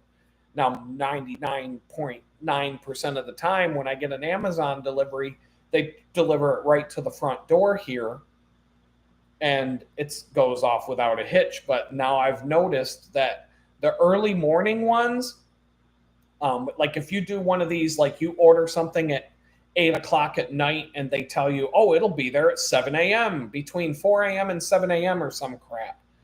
They're hiring like Door Dashers for Amazon now to do that, those deliveries. They're not, the Amazon van's not going to be the one delivering it. It's going to be some dude in a car. Or so somebody did that the other day. They just rolled down the window and just tossed a bag out the window and let it land in the ditch. And then they called it delivered. And I was about to say I never got my order. And it wasn't anything that was going to get damaged by being tossed like that. It was a bottle of shampoo and some hand lotion, Sarna, because I get itchy feet and hands sometimes, and the Sarna lotion is hard to find at the grocery store, and so the shampoo is hard to find. And so I ordered that on Amazon. So whatever, they could toss it against a wall and it wouldn't have any. It could throw it against the wall and it wouldn't break. But I was mad because I'm looking all around and then I see this brown bag and I'm like, you got to be kidding me. And I go, and that's my order. And I go back in the house and I'm on Amazon. I'm like, these motherfuckers, blah, blah, blah. But everything was fine with it. But now a guy had to bring something today. We have a woman at work at the bakery. Her mother either passed away this week or is just about to, like, she's been out for a long time. And like 2 weeks, but she was there 1 or 2 days in the last week just because she wants human interaction and not be sitting next to a hospital bed.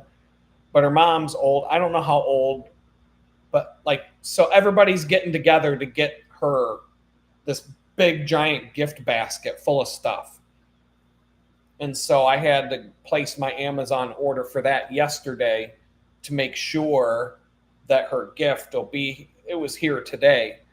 Because we're doing this on Saturday, so I'm going to be there. So but I got her some good stuff. But the Amazon delivery guy came right up to my door, knocked on the door, like left the package right there, like perfect delivery. And I was like, and I gave him the thumbs up on the app. But let's see. Oh, what else? We got a lot of chat here. A lot of Dodge. Dodge Ram. See, I talk about Dodge Rams a lot, but in different ways than you guys are. But it's always, when I get harassed out on my bicycle, people losing their temper, road rage, and it's not just on the bicycle. Even when I drive, it's almost always, 9 out of 10 times when I see someone raging out, like having a major road rage meltdown, honking their horn, swerving in and out of traffic, getting all pissed off, swerving into me while I'm riding my bicycle, trying to run me off the road, rolling down the window to scream and yell, honking on the horn, blaring, all that stuff. It's always somebody in a Dodge Ram pickup truck. It's always a Dodge Ram. Like I can hear beep, beep, beep, coming up behind me. I don't even have to turn my head. I'm like, here comes some asshole in a Dodge Ram. Yep, that's it. Another Dodge Ram. I don't know why Dodge Ram is the truck of assholes. It's like the truck of choice for assholes. But it seems like the most road raging douchebags on the road are all driving those. And I'm not saying everybody who drives a Dodge Ram is a douchebag, but the douchebags choose that truck almost every time. I don't get it. I don't get what it is about the Dodge Ram that attracts the assholes. Like, this is the truck for me. Maybe because it says Ram on it and they want to ram everybody that gets in their way. I don't understand, but Let's see. Oh boy, lots of texts that I'm missing. Anastasia says, Shell, it's cooling off now that the sun is down. It's 87. I don't think Adam would be attracted to my Ram truck. There we go. Just what I was talking about. I'm missing some of these. So I'm scrolling up and I'm just kind of lost. But the heat. People keep telling me over and over on the channel, oh, you should see BMW drivers. I know a bunch of them. I mean, I had a Mini Cooper, which is made by BMW. I mean, you lift up the hood, it says BMW all over it, but I don't think that counts. I don't know. I know a variety of people that drive Beamers. But yeah, sure. There's a lot of arrogant people that drive them. That's definitely, but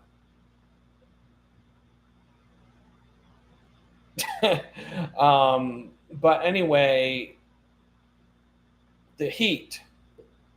People keep telling me in the comments on the videos and all the time, you're going to hate Houston in the summer. Oh, you're going to hate it. It's going to be too hot. You're finally going to cave in.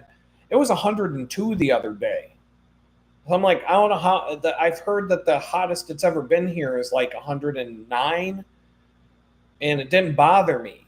Like, I don't know. Maybe I'm acclimatized to being a Southerner now, and maybe I'm one of those people now that when it's 70 degrees outside, I got to wear a coat. We'll see when the 70-degree weather comes back, but I'm fine with the heat. Like 102. If I ride my bike and it's 100, it was 98 degrees one day. It was 102. It was 97, 99. It's been in that range for the last week or two, off and on. And if I'm out I'm going on bicycle rides, carrying a backpack, and all of that. And the worst that the heat has done to me when it's that hot is go to the convenience store to get a Gatorade, get a couple of Gatorades, because the electrolytes, when you sweat that much, you'll lose all the salts in the, your sodium chlorides, your potassium, and all that stuff leaks out of your body in your sweat. And all of a sudden you'll just crash, just boom, you'll fall flat. And when it happens to me, it happens really fast. But if I drink a Gatorade because Gatorade's got electrolytes, just like Idiocracy, the documentary talks about, the electrolytes, they hit you fast. Like, you can come right back. I'll drink a Gatorade and I'll be like, wow, water won't fix it, but Gatorade will. The electrolyte tablets that you can take, those will fix it. Basically just little salt pills. There's different hydration things you can plop into your water to give it what you need for the electrolytes. But on the really hot days, 97, 102, bright sun, no clouds in the sky. See, the thing with bicycling, though, is you've constantly got airflow. So I don't know. The heat doesn't bother me on bike rides. I can feel the heat coming up from the pavement. But when you're moving 20 miles an hour or whatever speed, 15, 20, 25 miles an hour, even if you've got a tailwind, there's airflow. You're riding, the wind is going over your body, so it cools you off. If I have water in a bottle, I might dump a little water on my head. And I've got the synthetic shirts that dry really fast, but they also cool you down when you sweat. Like the air, when these synthetic shirts get wet, because they dry so fast, they cool you off as well. And so I don't know, you wear the right clothes, it doesn't hit me that hard. When it's 40 degrees or below, I'm miserable. I cannot stand going on these bike rides when it's cold. I will wear gloves. I'll wear booties on my feet to cover my shoes.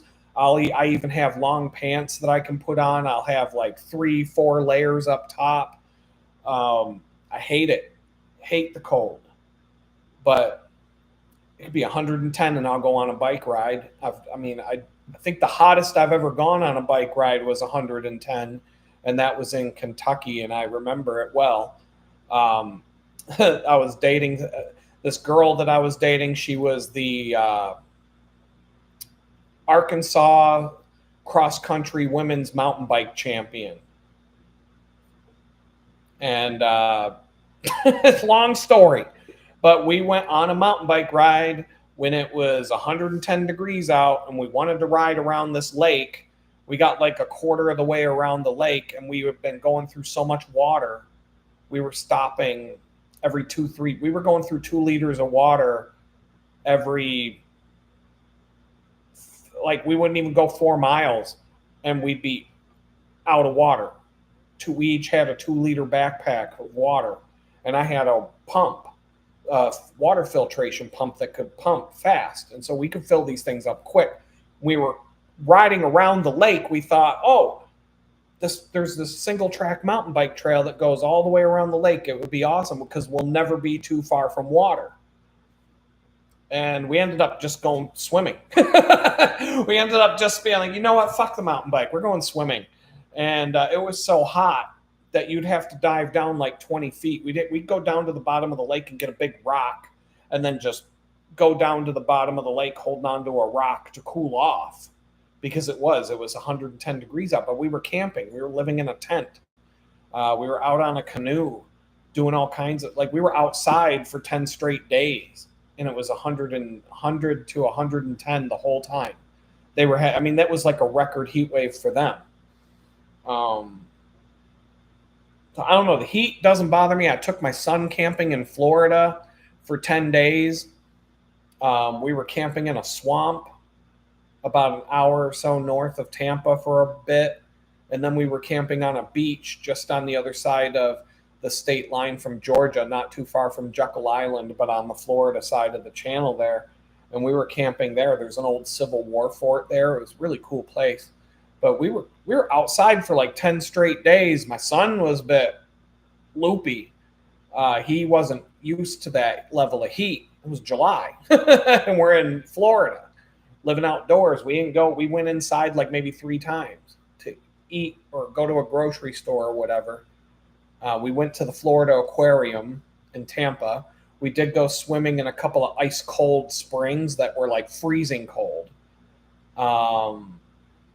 But didn't bother me at all. I think the only thing that got me was when, as soon as the sun comes up above the trees, you're getting out of that tent. You're like, time to get up, because it'll be 120 degrees in that tent within 10 minutes of that sun being down on it. And that wasn't fun, but we had a great time. I mean, my son liked that trip overall. But on our way home, we camped in the mountains of West Virginia, not too far from Pittsburgh, but we were still about 3-4 hours from home. And up in the mountains, even in the middle of summer, it can be cold. It was 40 degrees that night. And my son was like, oh my God, this is so awesome. He could wear a hoodie and jeans, and he was like, forgot what cold feels like. And I have a good tolerance for the cold overall. I used to not have to wear a coat until it was below 32. I could get away with just a jacket or a sweater, unless we're spending a lot of time outside. But I would go and do stuff in the winter and have to pull layers off because I'd overheat. So I don't think I'm ever going to be one of those people that got to wear a coat when it's 70 degrees outside, like the Southerners do. But people move to Florida when they retire. They don't move to New York when they retire. And there's a reason for that. And the heat isn't going to bother me. I've seen that in my own life, but people keep telling me it will. I'm like, it was 102 degrees the other day, and I rode my bike 50 miles. So I don't know when, and it didn't bother me. In fact, I tend to do a little better time wise and speed wise. I don't know. It all flows better when it's hot. I do better in the hot than the cold. 70 degrees, that's not bad. Um, but when it's really hot, I can move. So I don't know. Now, would I want to be working on a roof, doing like roofing and doing like road construction when it's 110 out? No. So there, I don't even like sitting in front of my computer here in the house when it's hot out, and this house tends to overheat a little bit when the sun's beating down on it. The AC can't keep up for just a few hours a day. It'll get kind of, the fan, I've got different ways of dealing with it, but the mini split here kind of peters out when the sun is beating right down on this house. And sometimes it gets, I don't like being too hot when I'm sitting in front of the computer, but that's about it. That's about the only time it really bothers me.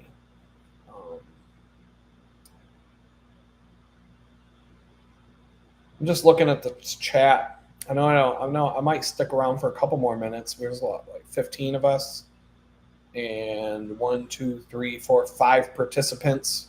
I don't know if a participant means that it's somebody who's chatting, if that's how you become a participant versus a viewer. I'm gonna have to do some homework and figure this out, what all these things mean.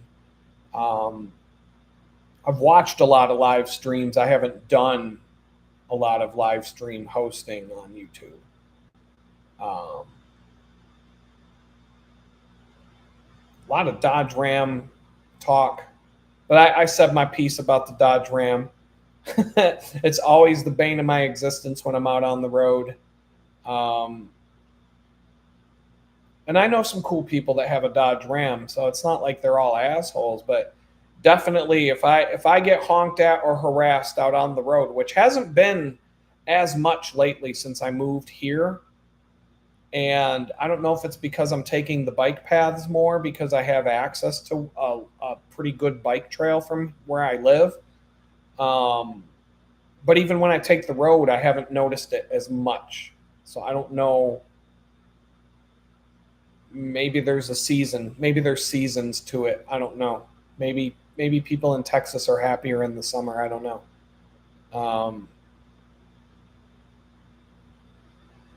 Let's see. Humidity is rough.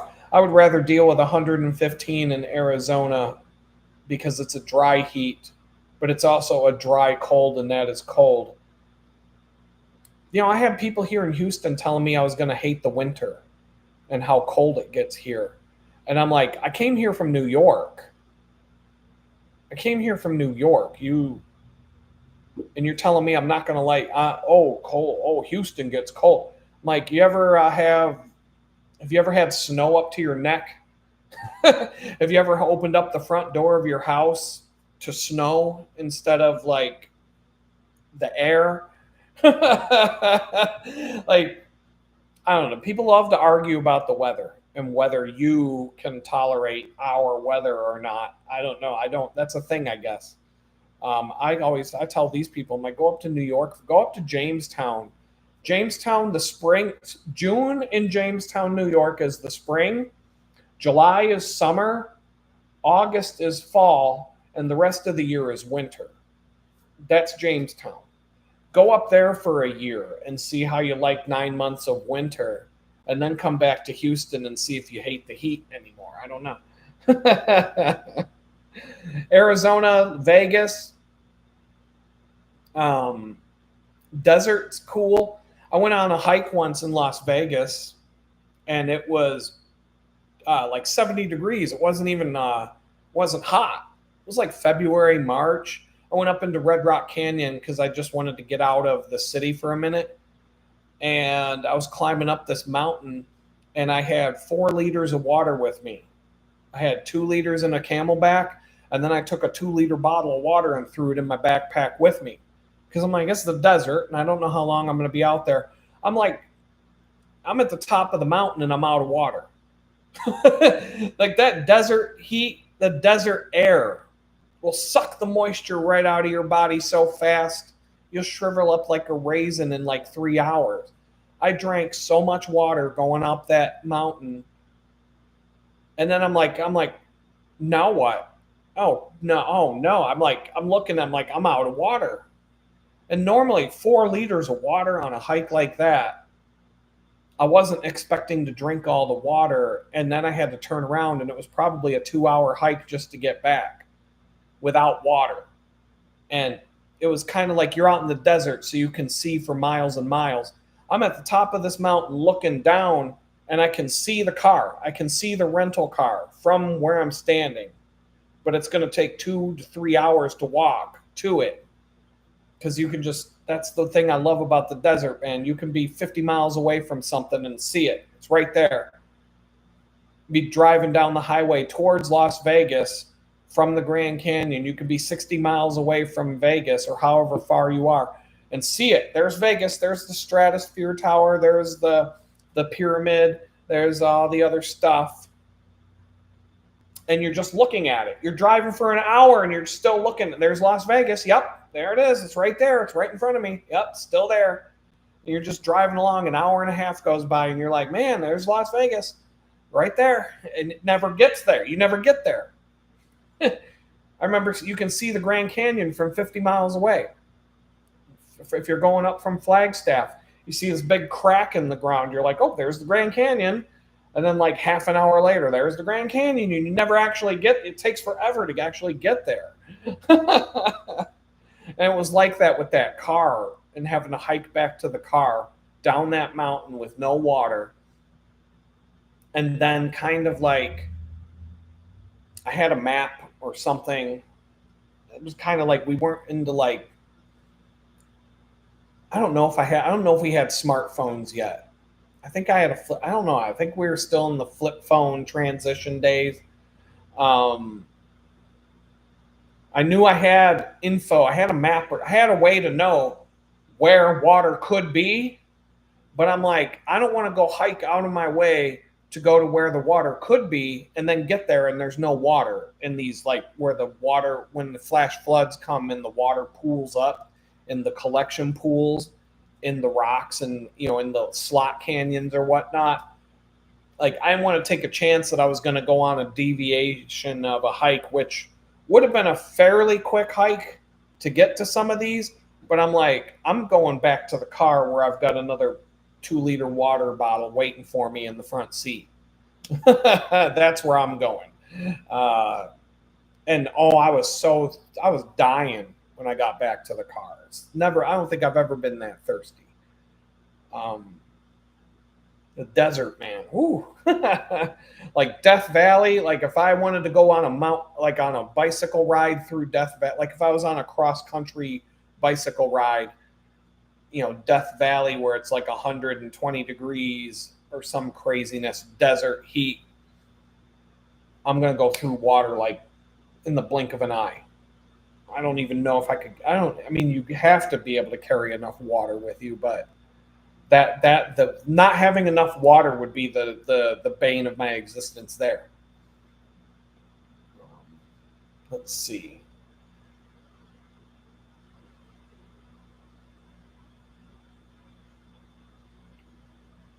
It was hot in Minnesota for a while, cooled down. Now it's going back up. That's good.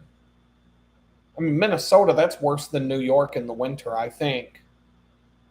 I'm assuming it is.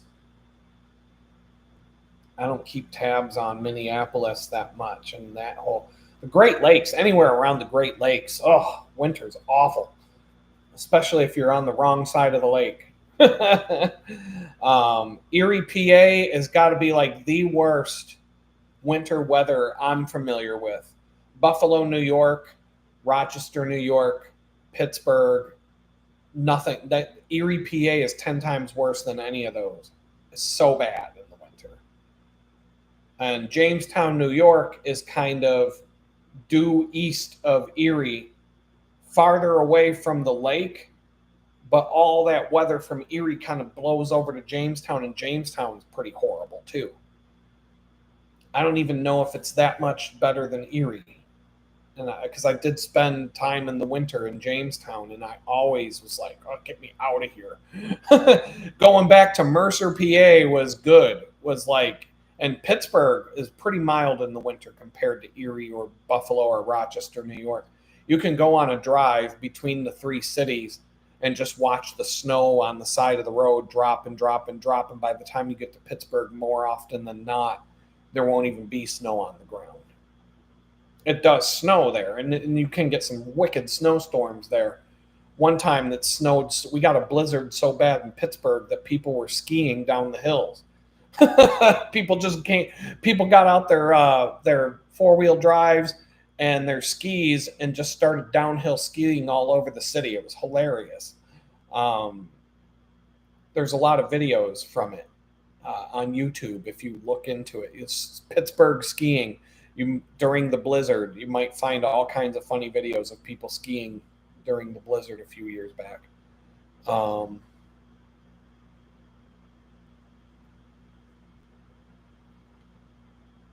a bunch of auto mechanic stories and the flat. What was the one? Very crooked field. It's hard to find a good auto mechanic that you can trust. That's for sure. JS says mechanics are quitting because of flat rates. And it's like, I work in a business where if somebody comes to me for a website, I either have to charge an hourly rate or a flat rate. And so if, the kind of clients that I want to work with and that I'm trying to work with now are small businesses and, like restaurant owners, business owners, things like that. I'm not going to be able to say it'll be this much per hour. Well, how many hours? Well, I don't know. They're going to need some sort of upfront ballpark figure. And if I can ask enough questions and figure out what would be the right thing to build, and I can kind of feel out, like how much money does this business make? What's the potential? What's the potential of a return on investment? And so I can kind of tailor it. Not like I'm not trying to like squeeze out as much money as I can from somebody. It's more of what can they afford, and then what can I build for that price? And what bells and whistles can I add to it that will add to their business? Somebody who's got a really small business $1,000 might be way above their limit. Another business, 10 grand might not be a drop in a bucket. Who cares? A contractor that builds homes, 10 grand. Well, why is it so cheap? Right. But a hairdresser that owns an independent salon $1,000 might be that's a lot of haircuts. So, but it doesn't mean I can't do a job for somebody. It just means what can I do for somebody who has a low budget versus what can I do for somebody who has, and just trying. But people are going to want a flat rate. It's the same thing. You take your car to the shop. I don't need them to tell me what it's going to cost without them taking a look. I don't need to drop off my car and have a price before they even lift up the hood and see what the hell's going on. But once they know what's wrong with it, you can't just tell customer, well, you need to change your blinker fluid, and you need to replace your timing belt or whatever the hell it is. But at the same time, every car is going to be different. If you had to replace a timing belt on one car, it's going to be different than a different car. My Mini Cooper, I would take that thing in to get the serpentine belt replaced because it was squealing. You have to take apart the whole just to replace a belt. On my Jeep, that would be like, my mechanic would be like 2 hours labor and whatever the belt costs. If a belt costs $20 and an hour of labor, it'd be like, about 100 something bucks. Okay, fine. Because if his labor rate was 60 an hour, 2 hours, 120 plus 150, $200 max. Same job on the Mini Cooper. He's like, it's gonna be like $400, dude. I'm like, why? Because he got to rip the whole car apart. Because he got to take the whole front end off. I can't get in there to put the belt on until I take the whole damn front end off of the car, and it's like an hour to take it apart and then do the belt, and then I got to spend another hour putting the whole thing back together, plus the labor of like the work. And so like just having a flat rate that says this is what it costs to do this job, you don't even know what each vehicle's got a different, it's going to take different time for different vehicle. So I don't know, like I would be fine if they said, well, it's probably going to be about this much. But yeah, I mean, I would never go to, and I won't go to any corporate garage. I won't go to any dealership. Hell no. I will never take a vehicle to the dealership unless it's like a warranty. I buy a brand new vehicle and something goes wrong that's covered by the warranty. Okay, I'll go to the dealer. Otherwise, no. Hell no. And I won't go to any garage, like no Firestone, no Meineke, none of that corporate shit ever. So it's hard to find a mechanic that you can trust. And I have, over the years, I've been good at it. Ask around, talk to people. Like where I live right here, there's an auto garage right down the street. And it looks like the kind of garage that you could trust. It's not too dumpy. Like it's not all crummy looking and dumpy, and a lot of them dumpy ones that are, you think that might be cheap, but they're just looking to rip you off. They have like a presence. They have a nice garage. It looks clean. It looks like they're serious about their business, but it still has like the small independent garage feel to it. It doesn't seem like it's like this big corporate rip-off machine. So that's kind of like where, and I had different mechanics for different things when I lived in Pittsburgh. There was one guy he was a real honest guy and he was a good mechanic, but he had a huge garage and he had a lot of employees and he was more expensive. And so there were certain things that I would go to him for. But there were other times where I'm like, I'm going to go to this other guy. There was another guy with a hole in the wall garage in Southside that, I think he was from he was Middle Eastern or something. And I would take my vehicles there for inspection. And if I needed brakes and, basically things like that, because he would do it cheap. He would be real cheap. But he was really good for a long time. But then I took my vehicle in for inspection one time and I could tell he must be hurting for money because he tried to rip me off. And so I was like, I'll bring it back. I just was like, I'll bring it back when I have some extra money, but I'm going to take it. I didn't let him do the inspection. And I took it to a different garage, a different garage that I was familiar with. And they were like, you don't need any of that shit. You're good to go. And it was I legitimately didn't need the stuff. The guy, I could tell he was trying to rip me off because I'm not like naive when it comes to cars. I feel like with vehicles, if I had my own garage and tools and all the stuff, I could do a lot of my own stuff, but that's not worth the investment for me. So I won't even change my own oil. Let's see. Jared says,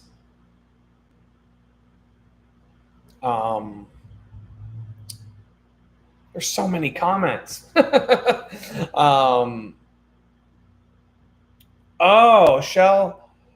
Scott Ayers says, I like to show mechanics my New York State inspector's license when they try to sell me things I don't need. It shuts them up quickly. I bet it does.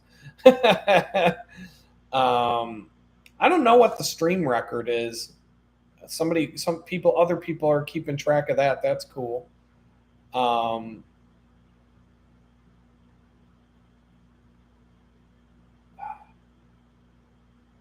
Okay, we're talking about the Purple Crowns.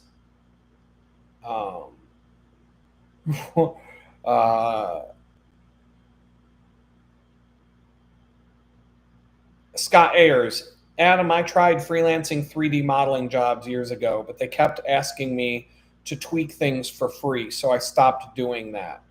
Yeah, that's the black hole that you can find yourself in. So I've freelanced on and off. I did it for 6 years and it worked out well.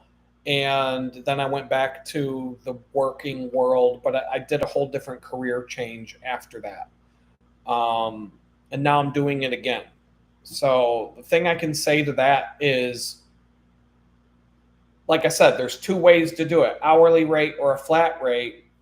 But if you do a flat rate, you gotta make sure that the customer knows that if we go above and beyond the scope of what we're going to do, I'm going to have to charge extra for, if we're going to keep making revisions.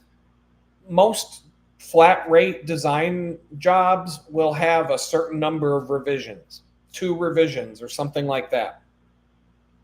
I'll be a little bit looser with it, but I can usually tell really quick if if something's going to go off the rails or if it's going to be cut and dry and straightforward. Now with the client in Jamestown that I'm doing work for, Kurt, that I was talking about earlier, I've did some flat rate stuff and it went smooth. I mean, I might have put in too many hours, but I was fine with that. I wanted to do a good job. And but then he's asked me to do a few other things, and I did some things that I told him up front, this is what it would cost, and then I did it. And but then things got to the point where he's asking me to do so many random things and different things that I said, okay, I'm just going to charge you an hourly rate. And we started out at 1 hourly rate, and some of the things that I'm doing for him, he's not making money with yet. And so to keep doing the work, I was like, well, I'll drop my rate by 50% and we can work this many hours a week. That way you can afford it, but I'll still get paid and it's still beneficial for me. But I can't just quote a flat rate when we're doing like continuous work week after week after week, and it's just a never-ending project. Like some websites are just a never-ending project. I had clients when I freelanced for 6 years that it would be a cut and dry project from beginning to end, and I would charge them an hourly rate. It was a bank, because I knew this right off the bat. I would never quote them a rate for a job. I would always make it an hourly rate, because there's going to be so many committees and so many meetings, and they're going to change their mind all the time, and they're going to go in this direction, then they're going to go in that direction, and then they're going to get me halfway done with the project, and then they're going to rip it up and change it and do this and go that way. And by the time the projects would go from beginning to end and they would get done and everybody would be happy, but I would have no idea how to scope it out, because it would kind of be vague when we start. And I'm like, I know these people. They're just going to go. We're going to have endless meetings. I'm going to be getting 20 phone calls a day. I would have, in the span of a week, if I put in 70 hours of work on a project for them in a week, there could be 25 hours of that in phone calls alone.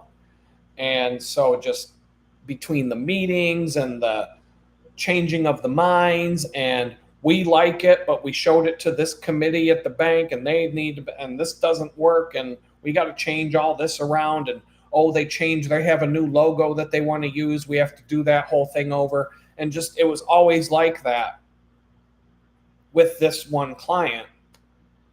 And so I was like, I will never quote them a flat rate for a project. It's an hourly rate, because it's whatever it takes to get it done.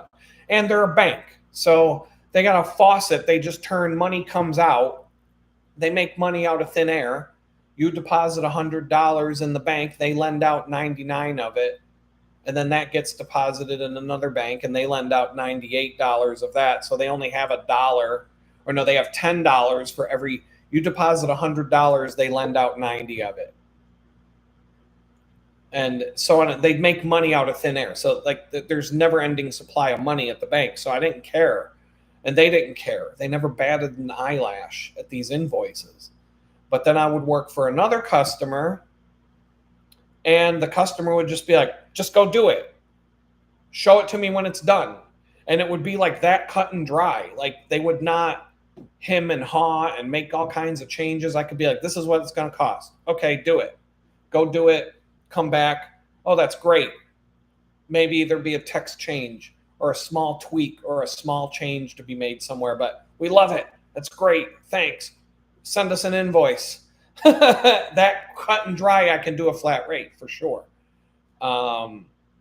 So yeah, the freelancing can be difficult. And somebody else in the comments said it's feast and famine. And that's why I don't want to, no pun intended, but that's why I won't let go of the bakery job right now, because it's feast or famine. Well, I can go to the bakery and have a feast of cookies. If there's never going to be a famine when I'm working in a bakery that makes 1,000-calorie cookie. But there is this feast and famine cycle that you go through as a freelancer. You'll either be so busy that you can't go to the bathroom without someone barking at you to get something done. And then all of a sudden you'll go a month with nothing to do and waiting to get paid and all that. And so it just kind of like, it was very unstable. I think I can do things in such a way now that won't be as unstable. But anyway, it is getting late. It's 20 after 8. Yeah, Angel said, you can train your customer what to expect from you, so it's best not to go overboard in customer service, or you'll create a demanding customer. Yeah, there's some truth in that. I've always been good at that side of this kind of business, but I have, I've been doing it for years too, so I generally know what I'm usually pretty good at. I can feel things out like that. Bye. Everybody's taken off. Bye. Nice meeting you. Good night. Bye, JS. You too. Something about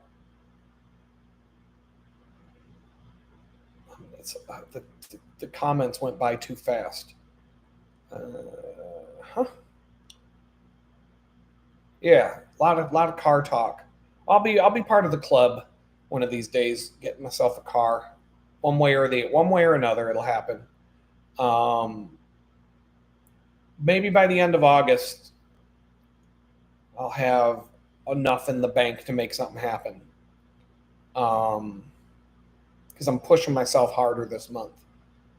And so yeah, nice meeting you. Bye. People leaving. So yeah, I gotta go get something to eat. I'm dying.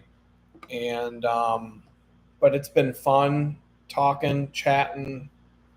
I'll definitely keep doing this. This is fun for me. And